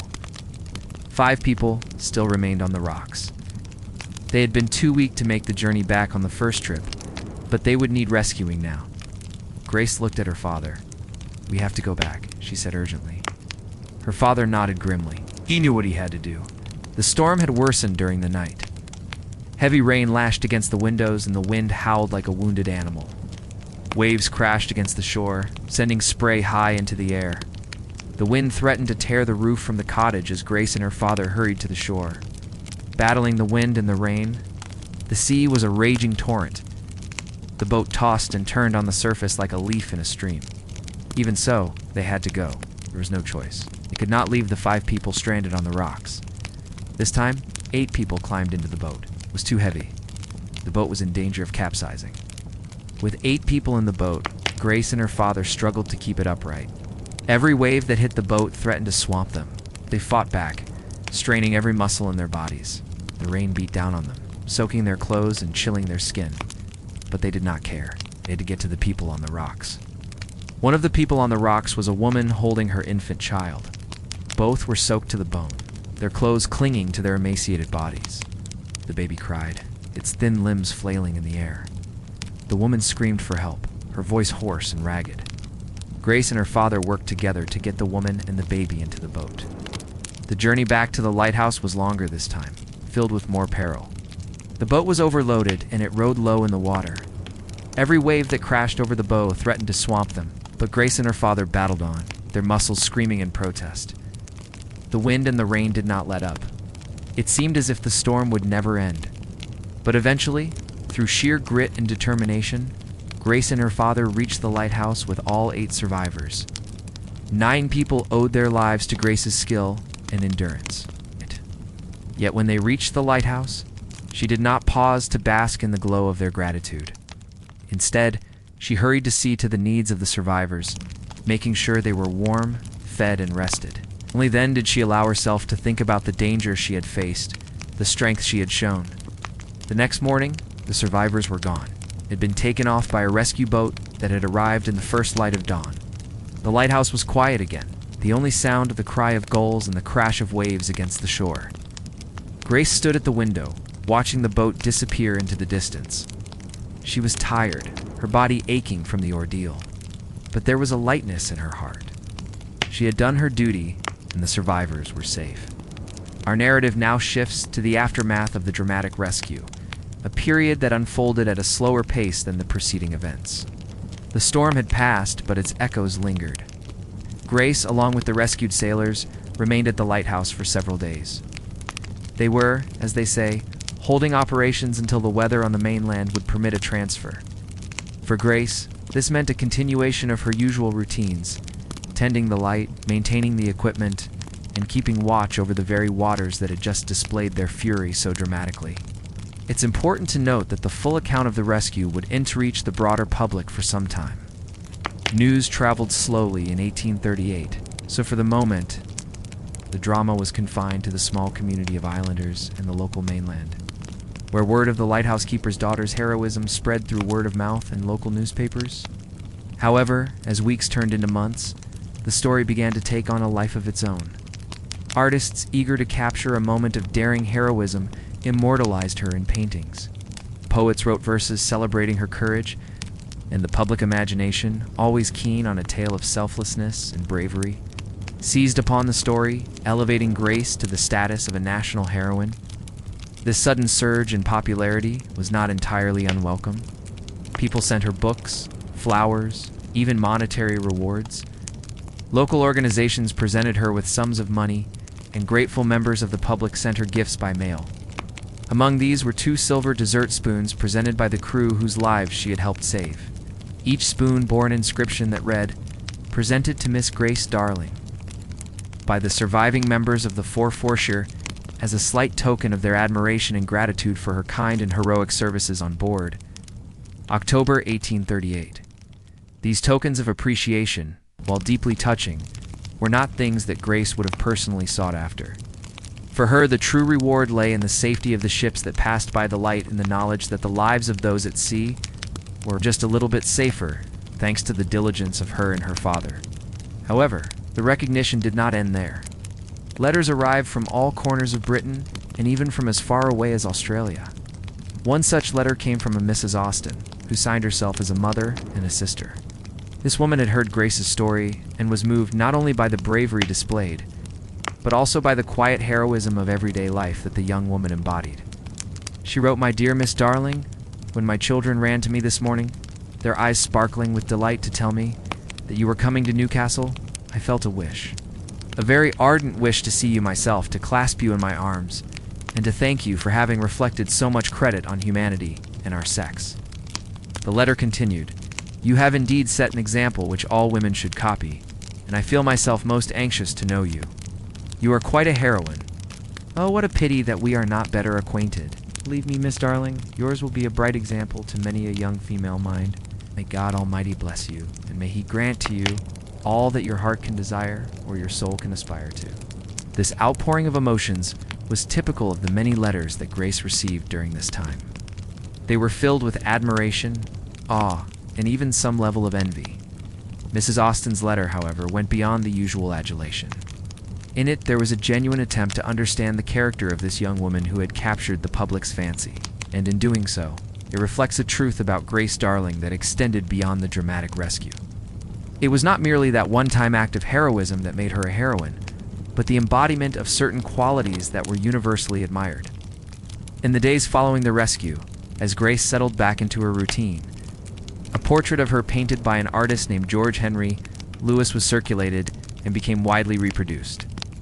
This painting depicted her in the dramatic garb of her rescue mission, complete with a lifeboat and oar. In this form, it was exhibited in London, and smaller versions of it found their way onto engravings and into countless British households. Alongside this iconic image was another created by Scottish painter Thomas Fod. In this artwork, Grace is shown seated at a table, writing a letter, surrounded by objects that symbolized her story, including a ship's lantern and the very oars used in the rescue. Both portraits served to cement Grace's status as a national heroine. But for Grace herself, life at the lighthouse continued much as it had always been. The rescue was a significant event, yes, but it didn't alter the fundamental nature of her existence. She was still the daughter of a lighthouse keeper, responsible for assisting her father and maintaining the vital light that guided ships safely past the treacherous rocks of Longstone. When the news of the rescue finally reached Grace's family on the mainland, they were like everyone else, filled with a mixture of pride, relief, and astonishment. Her brother William, a young man of 24, wrote to her expressing his disbelief and admiration. He described how the family had spent a night in anxious suspense, believing the worst, only to be met with the joyous realization the next morning that she had played a heroic part in the salvage. He further explained how their parents, far from being angry with Grace for her actions, were immensely proud. Their only worry, he said, was that she had endangered herself and put her father's life at risk. However, the pride and relief that permeated the Darling household were tinged with a deep sense of understanding for Grace's character. They knew her to be a girl of exceptional courage and quick thinking, a trait that had already manifested itself in her decision to leave school early to help her family after their servant girl fell ill. They recognized that the heroism attributed to her was not a sudden eruption, but rather an extension of the qualities that had always defined her. As the years passed, Grace's life continued to be governed by the rhythms of tide and weather, light and darkness. She married a fellow lighthouse keeper, Thomas Darling, and they had children of their own, instilling in them the same values of service and responsibility that had shaped her character. The lighthouse remained her world, the sea her constant companion, and the safety of passing ships her ongoing concern. Though her name echoed in the annals of heroism, Grace Darling's spirit truly resided in the steadfast dedication to her duty, her love for the sea, and her quiet, unassuming courage. The recognition that came to her was a testament to the depth of character that had always been there, shining brightly, steadily, like the lighthouse beam she tended each night. In the grand narrative of human courage, there have been many acts that have drawn gasps of astonishment and admiration. Deeds performed under the glare of publicity, celebrated in the annals of history, and held up as examples of daring heroism. But sometimes, nestled between these monumental tales, are stories like that of Grace Darling, a lighthouse keeper's daughter whose heroism was measured not in grand gestures, but in the quiet, steady light of her character. Her story serves as a reminder that courage doesn't always roar. It can whisper too, in the gentle persistence of duty, in the quiet acceptance of responsibility, and in the unwavering focus on the needs of others. Grace didn't need the roaring applause of crowds or the immortalizing brush of history's spotlight to be a hero.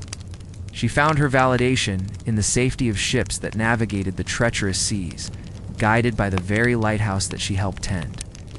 Her legacy, therefore, is not merely a story of one daring rescue, but a testament to the quiet, steady flame of courage that burned within her every day. And so we close this narrative not with a flourish of trumpets, but with the soft glow of a lighthouse. Beam cutting through the darkness, a fitting tribute to a heroine whose valor resided in the very light of her being. The enduring tale of Grace Darling is a beacon, reminding us that heroism isn't always about the grand spectacle, but often lies in the quiet, steady flames that illuminate the darkness. Her story whispers to us across the years, urging us to find our own inner light and to let it shine, no matter how turbulent the seas may be. On the 7th of September, 1838, the steamship Forfarès Air left Aberdeen on a voyage to Newcastle, carrying a cargo of coal and a single passenger, but she never made it. By midday, the ship had been caught in a violent storm and driven onto the rocks at Black Middens off the coast of Northumbria. Fortunately, all 9 people on board managed to escape with their lives and clung to the wreckage until help arrived. And help did arrive in the form of one woman, Grace Darling, a 26-year-old keeper's daughter who lived in the nearby Longstone Lighthouse with her father and grandfather. Now, this is a well-known story, or rather it should be, because it is one of the most heroic tales in British history. Or maybe you have unheard of it, because there are 2 other stories which have rather eclipsed it. Grace Darling lived in the shadow of 2 much more famous figures. Her grandfather, Grace's grandfather, the legendary Billy Budd, and her father, the equally legendary William Darling. We'll come back to them later. For now, let's focus on Grace, because without her, this story would have had a very different ending. When the Forfarshire crashed, Grace was at home in Longstone Lighthouse with her father and grandfather, along with her aunt and younger sister. That night, a violent storm battered the island and the lighthouse. Waves crashed against the tower, battering it with incredible force. So strong were the winds that they actually blew sand from the nearby beach right up to the top of the lighthouse. Yet despite the conditions, Grace climbed to the top of the lighthouse to check the lamp and make any necessary adjustments. This wasn't a once-off occurrence either. Every day, Grace would climb the 100 steps to the lamp room twice a day to clean and polish the giant Fresnel lens that dominated the top of the tower, making sure that the light shone out clearly across the turbulent waters below. This was vital because Longstone Light guided ships away from the treacherous Harcar Rocks, a jagged set of reefs just off the coast of the island. If a ship were to strike these rocks, it would likely be dashed to pieces on the stony shore below. But Grace did more than just maintain the lighthouse. She also kept a constant watch for anything unusual. And it was during one of these watches that she spotted the flares of a ship struggling in the storm. At first, she thought that the ship had anchored in the harbor on the south side of the island. But when she looked again, she realized that the lights were moving. Down. It was then that she realized that a ship was in trouble and quickly slipping closer and closer to the rocks. Grasping the gravity of the situation, Grace immediately alerted her family, and together they prepared a rescue boat. At this point, we must take a moment to talk about Grace's family, because while Grace is the one who put herself in harm's way, she couldn't have done it without them. See, Grace's grandfather was a retired Royal Navy officer named William Budd, who had been appointed as the keeper of Longstone Light in 1824. When he took on the position, brought with him his son William and his daughter-in-law Margaret, Grace's parents, along with his 2 younger sons. Now, Billy Budd had requested this position because he was too old for seafaring, but he didn't want to leave the sea entirely. So instead, he chose to become a lighthouse keeper. And what better place could he have chosen? Longstone, with its towering 90-foot-high lighthouse, is one of the most exposed and remote islands off the Northumberland coast. In fact, it's so far out into the North Sea that during storms, it's often cut off from the mainland entirely. Now, Billy was old when he took up the post, and he knew that he wouldn't last much longer. And he was right, because he died just 4 years after taking up the position. His death left the lighthouse in the hands of his son William, who was known locally as Old Billy. Old Billy, along with his wife Margaret, raised their 4 sons on the island. And despite the boys helping out around the lighthouse as they grew older, life at Longstone was hard, especially during the winter months when storms would rage for weeks on end, cutting the lighthouse off from the mainland. But the daring family persevered, in no small part thanks to Margaret, who became known as Mopey Meg, largely because she refused to allow the crashing waves to get her down. It was Mopey Meg who taught Grace and her sister to keep a sharp eye out for anything unusual happening at sea. And it was Mopey Meg who showed them how to read the skies and the tides. By the time that Grace was 20 years old, she and her little sister knew the ins and outs of the lighthouse, as well as the surrounding waters, and they were more than capable of handling themselves. But while they learned a lot from their mother, they also learned a lot from their father, who was known as the hero of Longstone thanks to an incident that happened just 3 years before Grace rescued the Forfarshire. See, one night old Billy was tending the lighthouse while his wife and daughter slept below. Suddenly he heard screams coming from the shore. Racing down the stairs, he found that his 2 youngest sons had been swept off their feet by a rogue wave and were being dragged out to sea. Without hesitation, old Billy plunged into the churning waters and managed to drag them back to safety. This feat of daring and strength earned him the nickname, but it also instilled in his daughters the importance of being fearless in the face of danger. And so, when Grace saw the flares from the stranded passengers on the Forfarshire, she knew that she had to act. Climbing into the small rescue boat, Grace and her family rowed out into the raging sea to try and reach the survivors. But within minutes, they were almost capsized by a particularly large wave. Even though they managed to recover, they knew that if another wave hit them, they would be in serious trouble. So Grace suggested they should head back to the safety of the island and wait for calmer weather. But her father insisted that they should continue. He told her that if they didn't help now, the survivors would be lost. And Grace knew that her father was right. So the daring family continued out into the storm, battling huge waves and howling winds until they reached the stricken Forfarshire. With the help of a rope ladder, they hauled 5 men, 1 woman, and 3 children out of the water and into the relative safety of the lighthouse. There, they dried and warmed the survivors and gave them food and drink. Then they helped them prepare a small room in the lighthouse for sleeping. Despite the heroism displayed by Grace and her family, news of the rescue wasn't exactly met with widespread acclaim. You see, at the time, Longstone Lighthouse was owned by Trinity House, an organization that oversaw many of England's lighthouses. But Trinity House wasn't exactly keen on the daring family stealing their thunder. To be fair, they did try to stop Grace from leaving the island to begin with, but she was adamant that she wanted to help the survivors. And when push came to shove, Trinity House couldn't actually prevent her from going, nor did they want to go against the decision. In the end, they even offered her a reward of £7 for her quick thinking. But Grace turned that down, saying that she didn't do it for money.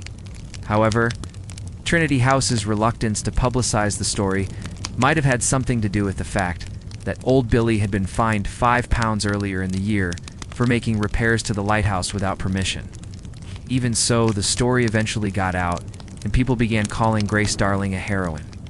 So much so that a local man named Thomas Lumsden began crafting a painting of the rescue attempt, which he titled The Daughter of the Lighthouse. The painting was exhibited in London, instantly becoming a sensation. In fact, it was so popular that several engravings of the painting were produced and sold across Britain. But not everyone was happy about this turn of events. In particular, old Billy and his wife were less than impressed with the attention they and their daughters were receiving. They were simple folk who didn't want to be hounded by members of the public every time they left the house. This led to a bizarre situation where Grace and her family spent 8 years living in the lighthouse without stepping foot on the mainland. In 1846, finally feeling that it was safe to do so, the family left Longstone and moved to the nearby town of Sea Houses, where they spent the remainder of their lives. Sadly, Grace passed away in 1852 at the age of 45, but her legend has continued to endure, inspiring artists, writers, songwriters, and filmmakers for generations. So what can we learn from Grace Darling's story? Well, firstly, heroism doesn't always come in the form of a dashing rescue. Often it comes from the steady application of skill, courage, and compassion. Secondly, Grace's story reminds us that heroism isn't always obvious. Indeed, it can go unrecognized for a long time. Thirdly, Grace's story is a testament to the quiet courage of ordinary people. She and her family weren't professional rescuers, but when faced with danger, they didn't hesitate to help those in need. Finally, Grace's story reminds us that sometimes it's not enough to be a passive witness to injustice. Sometimes we have to take positive action if we want to make a difference. As we conclude this video, we're reminded of the powerful message that Grace Darling's story leaves us with. Herself a child of the sea, she embodied the spirit of those who navigate its stormy waters. Just as the lighthouse guided ships safely through the darkness, Grace's bravery illuminated the path for those in peril. Her actions serve as a beacon of hope, reminding us that in the darkest of times, a single act of courage can light the way to safety. As the evening deepens around us, let your mind drift toward a different kind of mystery, one solved not through dramatic rescue or heroic action, but through the quiet contemplation of light itself. Imagine yourself in the workshop of Augustin-Jean Fresnel, a French physicist whose gentle obsession with the behavior of light would revolutionize lighthouse keeping and save countless lives through the pure application of scientific understanding. The year is 1822, and Fresnel sits at his workbench, surrounded by pieces of carefully cut glass, each one ground and polished to mathematical precision. The workshop is filled with the tools of his trade, calipers for measuring angles to fractions of degrees, grinding wheels for shaping glass surfaces, and most importantly, prisms and lenses of every conceivable shape and size. Here, in this quiet space, dedicated to understanding how light moves through the world, one of the most elegant solutions in maritime history is taking shape. To understand Fresnel's achievement, we must first consider the problem that lighthouse keepers like Grace Darling and her father faced every night. A simple oil flame, no matter how carefully tended, produces light that radiates in all directions up toward the sky, down toward the ground, sideways toward the land where no ships sail. Only a tiny fraction of that precious light actually reaches the ships that need it, traveling useful distances across the water to provide guidance through dangerous coastal waters. Before Fresnel's innovation, lighthouse designers attempted to solve this problem through brute force. They used massive reflectors made of polished metal, usually silver-plated copper, arranged behind the light source, to gather some of the wasted illumination and direct it seaward. These parabolic reflectors, while better than nothing, were inefficient and difficult to maintain. The metal surfaces tarnished quickly in the salt air, requiring constant polishing, and even when perfectly maintained, they captured and redirected only a portion of the light produced by the flame. Fresnel approached this challenge with the methodical patience of a scientist who understood that nature's laws, properly understood and applied, could provide elegant solutions to practical problems.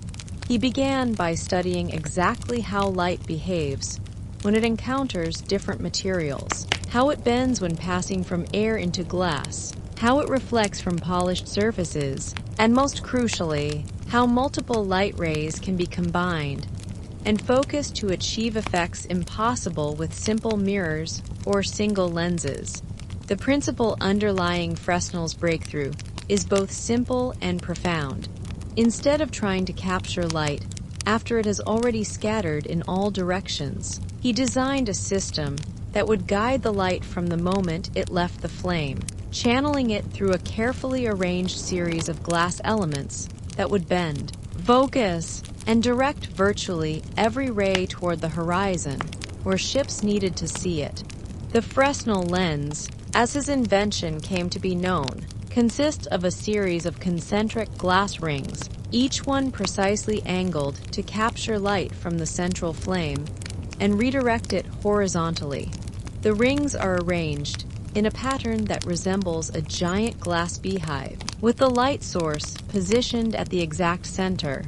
Each ring of glass, from the smallest at the center to the largest at the outer edge, is calculated to gather light that would otherwise be wasted and focus it into a concentrated beam.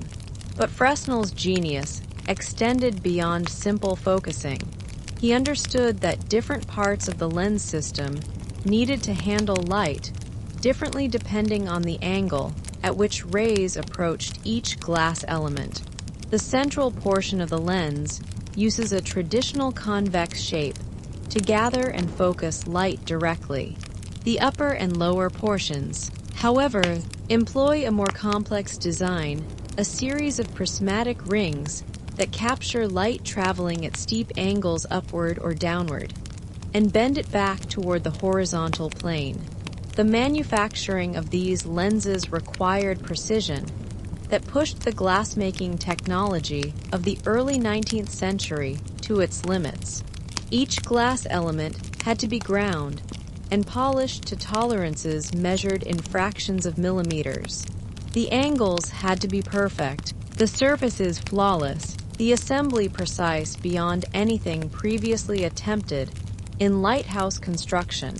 French craftsmen, working under Fresnel's guidance, developed techniques for creating glass components that were both optically perfect and strong enough to withstand the harsh marine environment. The first Fresnel lens was installed in the Cordouan Lighthouse at the mouth of the Gironde River in 1823. The improvement was immediate and dramatic. The light, previously visible at a distance of perhaps 8 or 10 miles, could now be seen clearly from 20 miles away or more. Ships' captains reported that the new lens system produced a light so brilliant and focused that it appeared almost like a star brought down to Earth level. As word of Fresnel's success spread through the maritime community, lighthouse authorities across Europe began commissioning similar installations. Each lens was custom designed for its specific location, taking into account the height of the lighthouse, the distance at which the light needed to be visible, and the particular navigation hazards of the surrounding waters. The process of installing a Fresnel lens in an existing lighthouse was both delicate and complex. The lens elements, some weighing several hundred pounds, had to be transported to remote lighthouse locations and assembled with extraordinary care.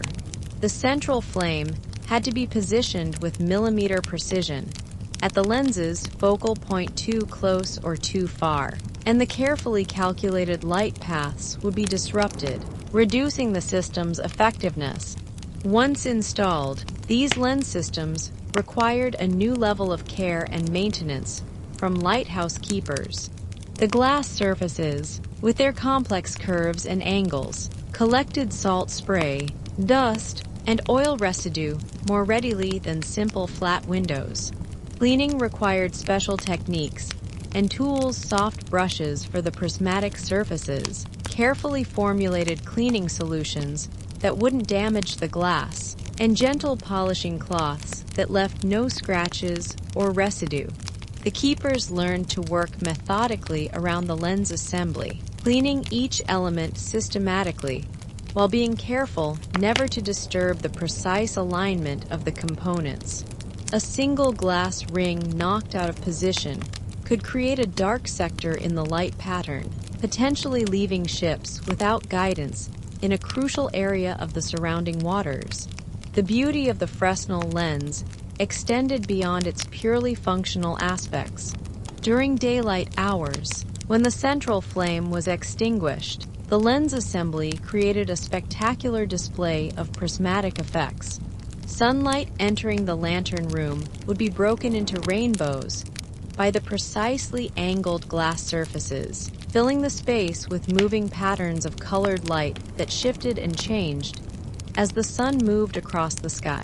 Lighthouse keepers often found these daytime light displays both beautiful and useful. The patterns helped them assess the cleanliness and proper alignment of the lens elements. Any distortion or darkness in the rainbow patterns could indicate a problem that needed attention.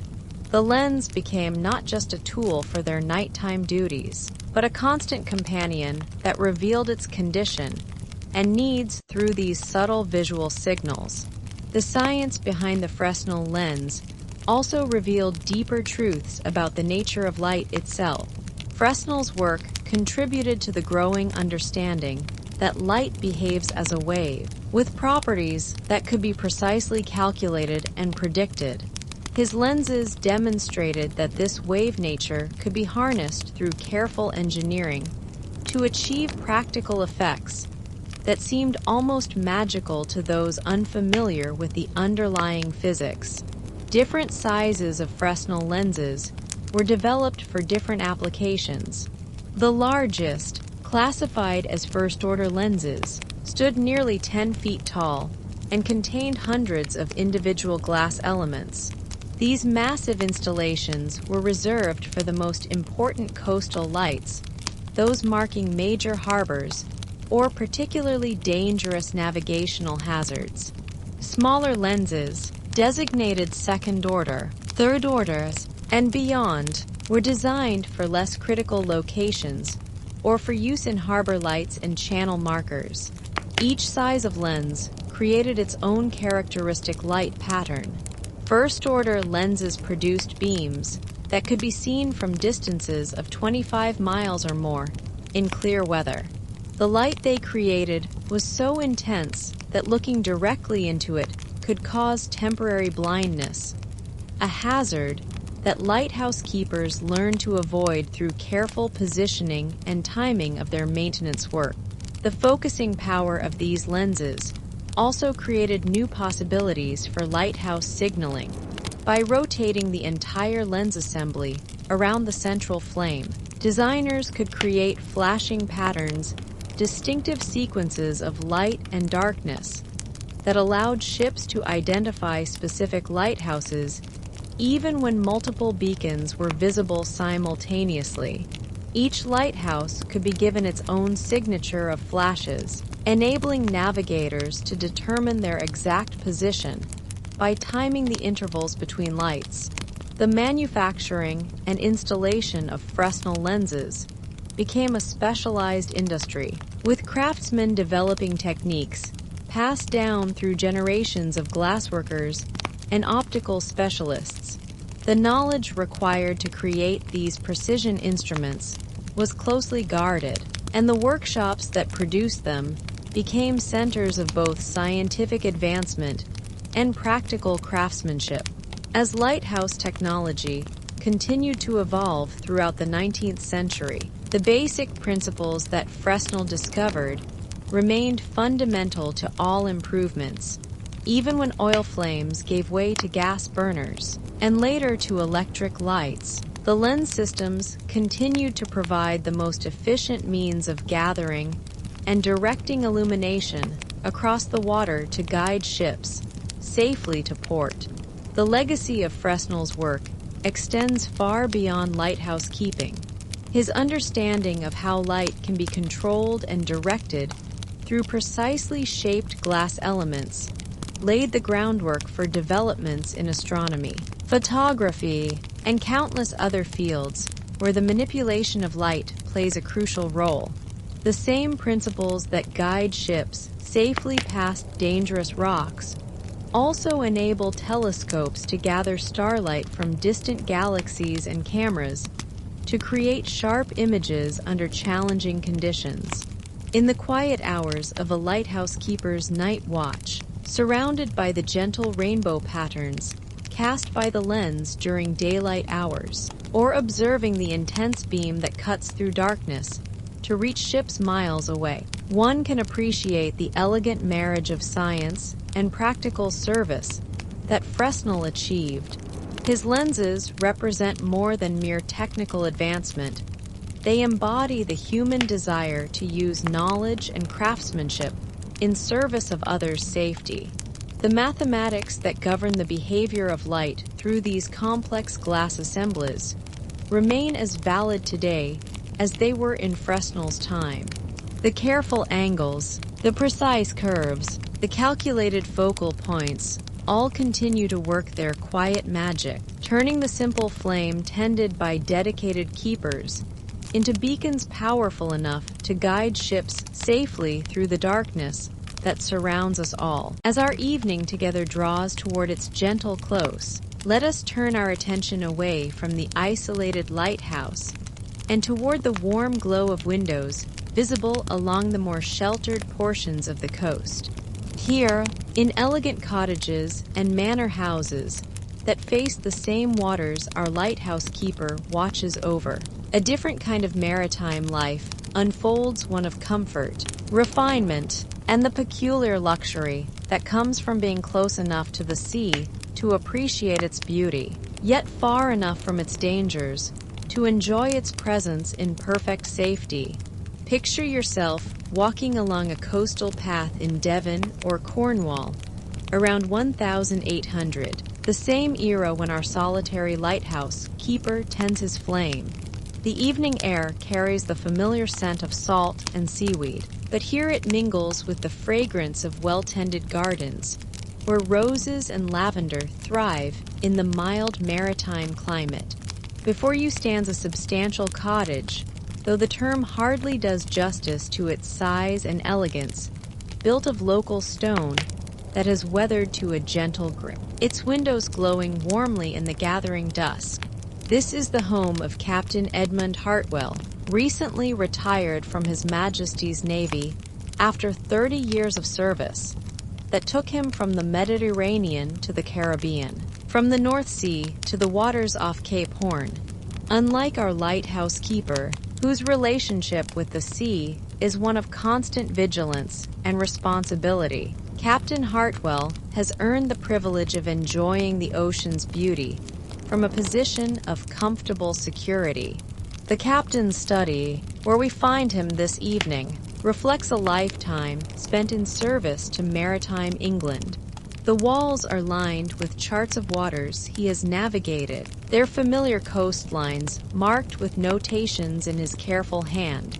A telescope stands ready by the window, not for official duties now, but for the pleasure of watching ships pass safely by, their progress guided by lights like the one our distant keeper tends so faithfully. The evening ritual in the captain's household begins as the sun touches the horizon. Mrs. Hartwell, a woman whose own maritime heritage stretches back generations of naval families, oversees the lighting of oil lamps throughout the house. But these flames serve only comfort and convenience. There are no lives depending on their steady burning, no ships whose safety hangs on their reliability. The luxury of light, used purely for domestic pleasure, is one that few people of this era can afford, and one that our lighthouse keeper, despite his crucial role, will never enjoy. Tea is served in the drawing room that faces the sea, its large windows offering an unobstructed view of the waters that have shaped every aspect of the captain's life. The room itself tells the story of a career spent in distant waters. Carved ivory from Ceylon, silk hangings from China, a collection of shells and coral gathered from tropical beaches during those long years when home was whatever ship carried him. The tea service is elegant but practical, reflecting the captain's naval background. The china, while fine, is sturdy enough to withstand the occasional tremor when winter storms make even this well-built house shake slightly. The silver has the weight and simplicity that speaks of quality, without ostentation, pieces chosen not for show, but for their ability to serve reliably, whether the household is entertaining the local vicar or hosting visiting naval officers with stories of their own to share. Mrs. Hartwell pours the tea with the easy grace of someone accustomed to managing a household that must function smoothly whether her husband is home or away at sea for months at a time. The conversation flows as gently as the tea from pot to cup, touching on local news, letters from friends stationed in distant ports, and the comfortable concerns of people whose greatest worry is whether the weather will be fine enough tomorrow for a walk along the coastal path. The captain's evening newspaper, delivered that afternoon from London, provides connection to the wider world beyond their coastal haven. But even the urgent affairs of Parliament and the continuing concerns about French naval activities seem distant and manageable from this comfortable room where the firelight reflects off polished wood, and the sound of waves provides a soothing backdrop to domestic tranquility. As darkness settles over the water, the captain often takes his telescope to the window to observe the lights of passing ships. This is a ritual of pleasure rather than necessity. He can identify different types of vessels by their light patterns, can estimate their courses and destinations, can sometimes even recognize specific ships he has sailed within years past. The lighthouse beam that sweeps across the water at regular intervals represents not an urgent warning to him, but a comforting reminder that the coast is well guarded, that other ships will enjoy the same safe passage that has brought him home to this peaceful retirement. The dining room, where the household gathers for their evening meal, reflects the same combination of elegance and maritime practicality that characterizes the entire house. The mahogany table, massive and beautifully grained, was crafted from timber that traveled halfway around the world in the hold of a merchant vessel. The chairs, upholstered in deep blue fabric that echoes the color of deep water, are arranged with military precision, yet invite relaxed conversation. Tonight's dinner features fresh fish purchased that morning from local men whose knowledge of these coastal waters rivals that of any naval officer, but whose concerns are measured in nets full of cod and mackerel, rather than the movements of enemy fleets. The fish is prepared simply, allowing its natural flavors to complement rather than compete with the gentle conversation that accompanies the meal.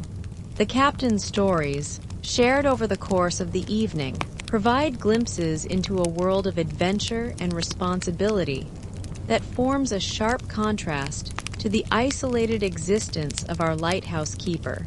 Where the keeper's days are marked by solitude and routine, the captain's career was filled with the company of officers and crew, with the constant variety of new ports and changing weather, with the intellectual challenges of navigation and the social complexities of naval hierarchy.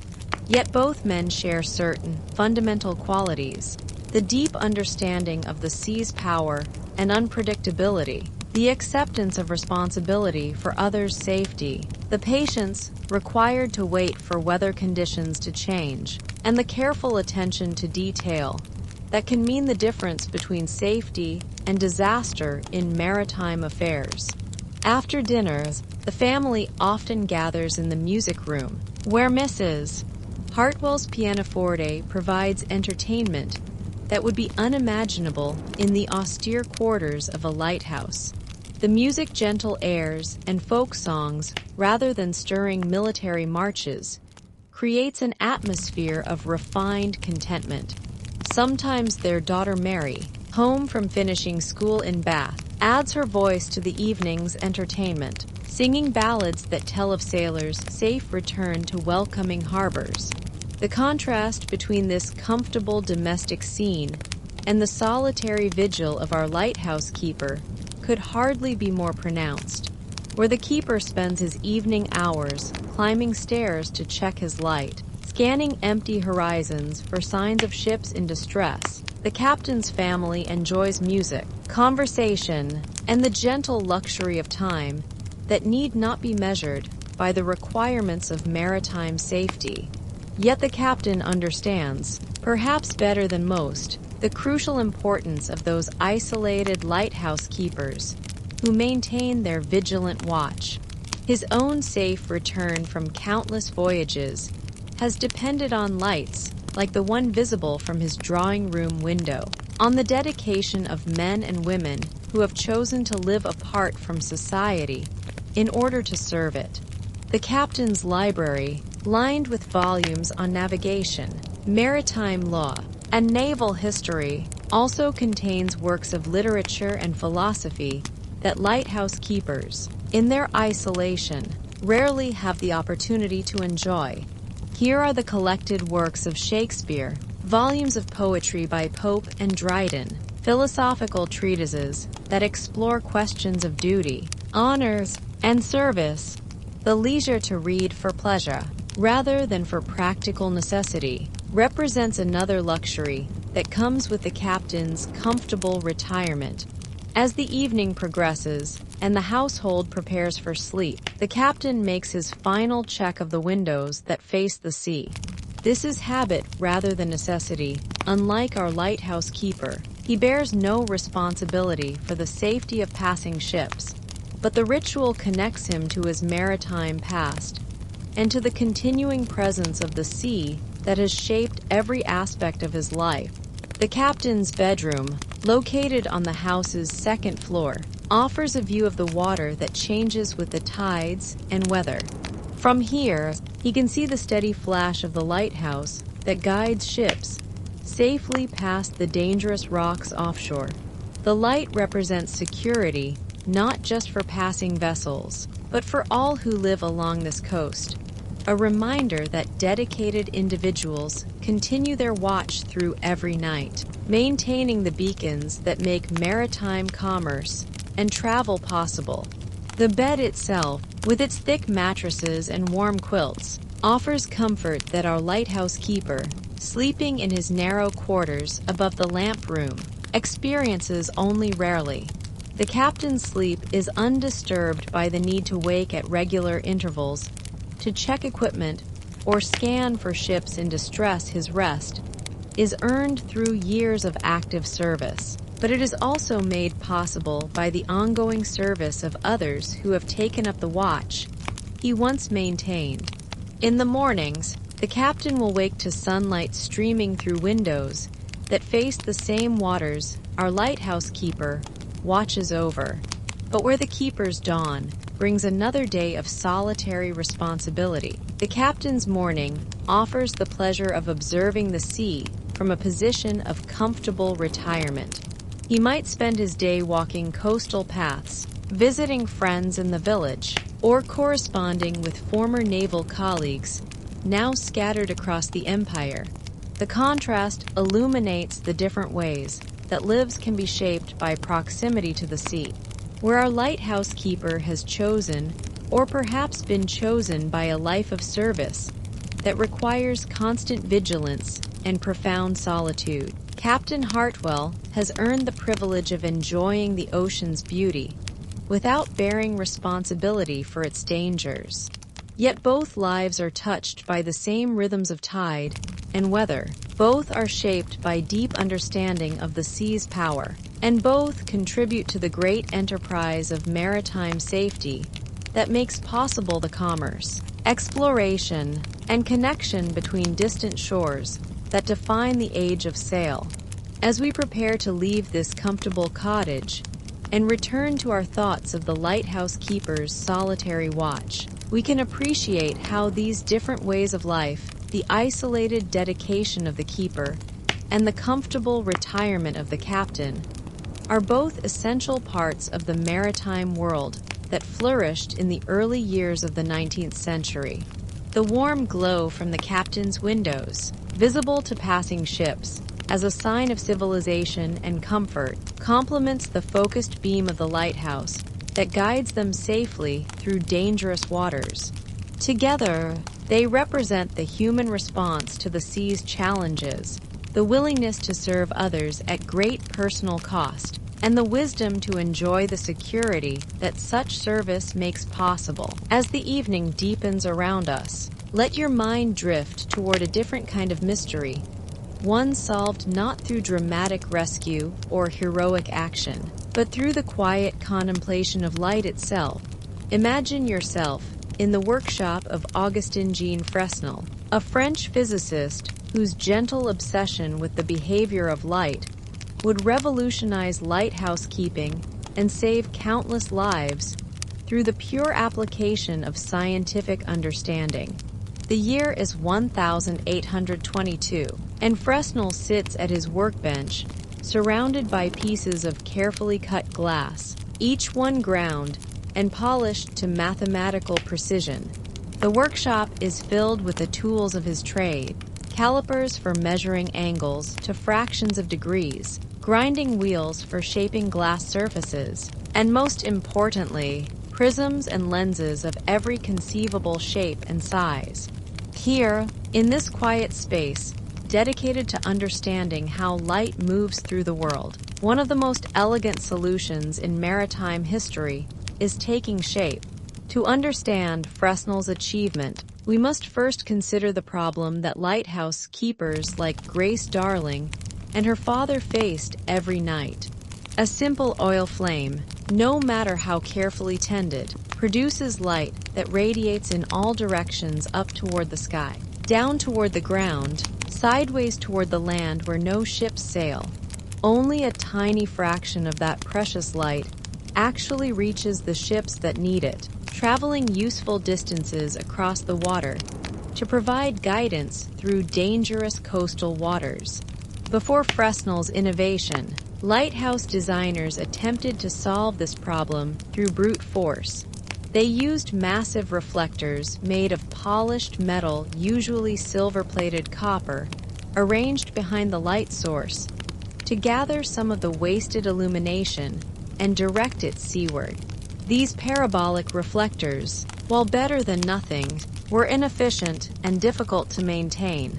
The metal surfaces tarnished quickly in the salt air, requiring constant polishing, and even when perfectly maintained, they captured and redirected only a portion of the light produced by the flame.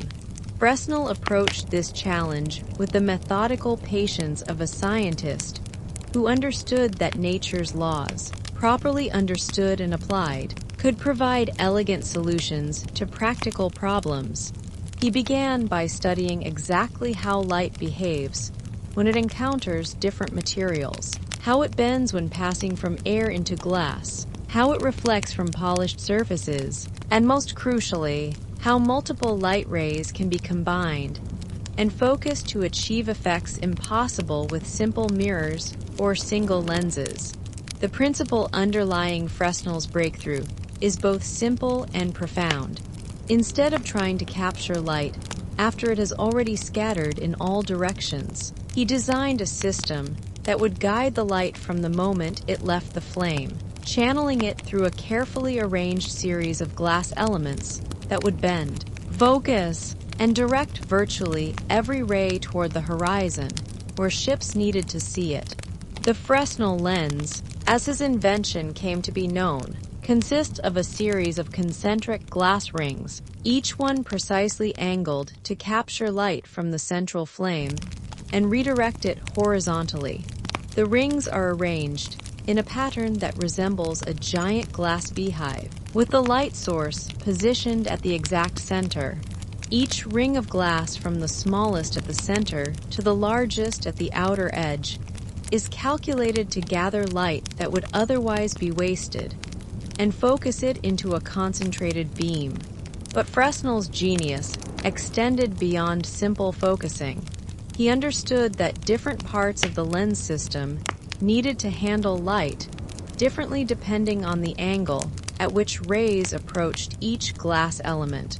The central portion of the lens uses a traditional convex shape to gather and focus light directly. The upper and lower portions, however, employ a more complex design, a series of prismatic rings that capture light traveling at steep angles upward or downward, and bend it back toward the horizontal plane. The manufacturing of these lenses required precision that pushed the glass-making technology of the early 19th century to its limits. Each glass element had to be ground and polished to tolerances measured in fractions of millimeters. The angles had to be perfect, the surfaces flawless, the assembly precise beyond anything previously attempted in lighthouse construction. French craftsmen, working under Fresnel's guidance, developed techniques for creating glass components that were both optically perfect and strong enough to withstand the harsh marine environment. The first Fresnel lens was installed in the Cordouan Lighthouse at the mouth of the Gironde River in 1823. The improvement was immediate and dramatic. The light, previously visible at a distance of perhaps 8 or 10 miles, could now be seen clearly from 20 miles away or more. Ships' captains reported that the new lens system produced a light so brilliant and focused that it appeared almost like a star brought down to Earth level. As word of Fresnel's success spread through the maritime community, lighthouse authorities across Europe began commissioning similar installations. Each lens was custom designed for its specific location, taking into account the height of the lighthouse, the distance at which the light needed to be visible, and the particular navigation hazards of the surrounding waters. The process of installing a Fresnel lens in an existing lighthouse was both delicate and complex. The lens elements, some weighing several hundred pounds, had to be transported to remote lighthouse locations and assembled with extraordinary care. The central flame had to be positioned with millimeter precision at the lens's focal point too close or too far, and the carefully calculated light paths would be disrupted, reducing the system's effectiveness. Once installed, these lens systems required a new level of care and maintenance from lighthouse keepers.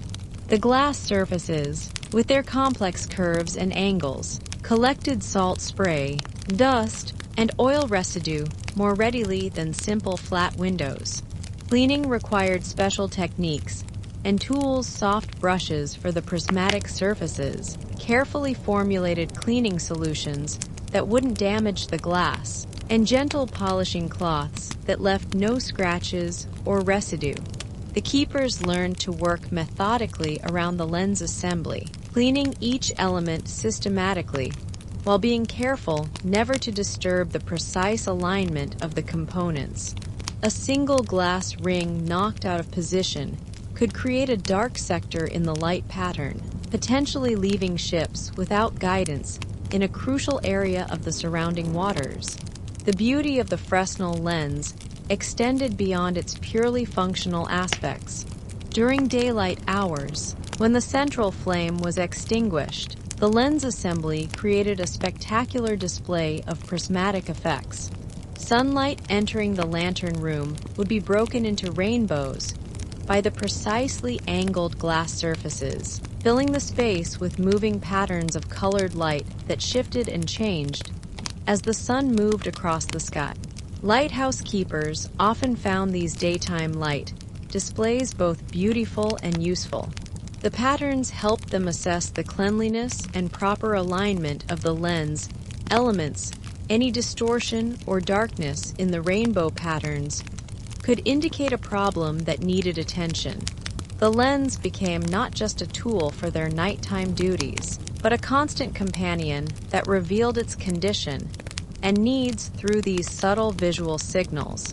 The science behind the Fresnel lens also revealed deeper truths about the nature of light itself. Fresnel's work contributed to the growing understanding that light behaves as a wave, with properties that could be precisely calculated and predicted. His lenses demonstrated that this wave nature could be harnessed through careful engineering to achieve practical effects that seemed almost magical to those unfamiliar with the underlying physics. Different sizes of Fresnel lenses were developed for different applications. The largest, classified as first-order lenses, stood nearly 10 feet tall and contained hundreds of individual glass elements. These massive installations were reserved for the most important coastal lights, those marking major harbors or particularly dangerous navigational hazards. Smaller lenses, designated second order, third orders, and beyond, were designed for less critical locations or for use in harbor lights and channel markers. Each size of lens created its own characteristic light pattern. First-order lenses produced beams that could be seen from distances of 25 miles or more in clear weather. The light they created was so intense that looking directly into it could cause temporary blindness, a hazard that lighthouse keepers learned to avoid through careful positioning and timing of their maintenance work. The focusing power of these lenses also created new possibilities for lighthouse signaling. By rotating the entire lens assembly around the central flame, designers could create flashing patterns, distinctive sequences of light and darkness that allowed ships to identify specific lighthouses even when multiple beacons were visible simultaneously. Each lighthouse could be given its own signature of flashes, enabling navigators to determine their exact position by timing the intervals between lights. The manufacturing and installation of Fresnel lenses became a specialized industry, with craftsmen developing techniques passed down through generations of glassworkers and optical specialists. The knowledge required to create these precision instruments was closely guarded, and the workshops that produced them became centers of both scientific advancement and practical craftsmanship.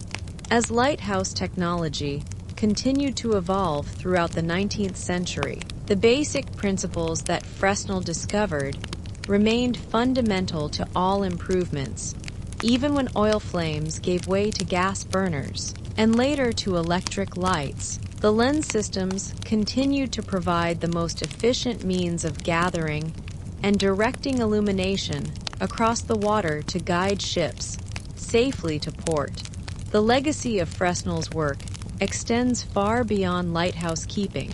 His understanding of how light can be controlled and directed through precisely shaped glass elements laid the groundwork for developments in astronomy, photography, and countless other fields where the manipulation of light plays a crucial role.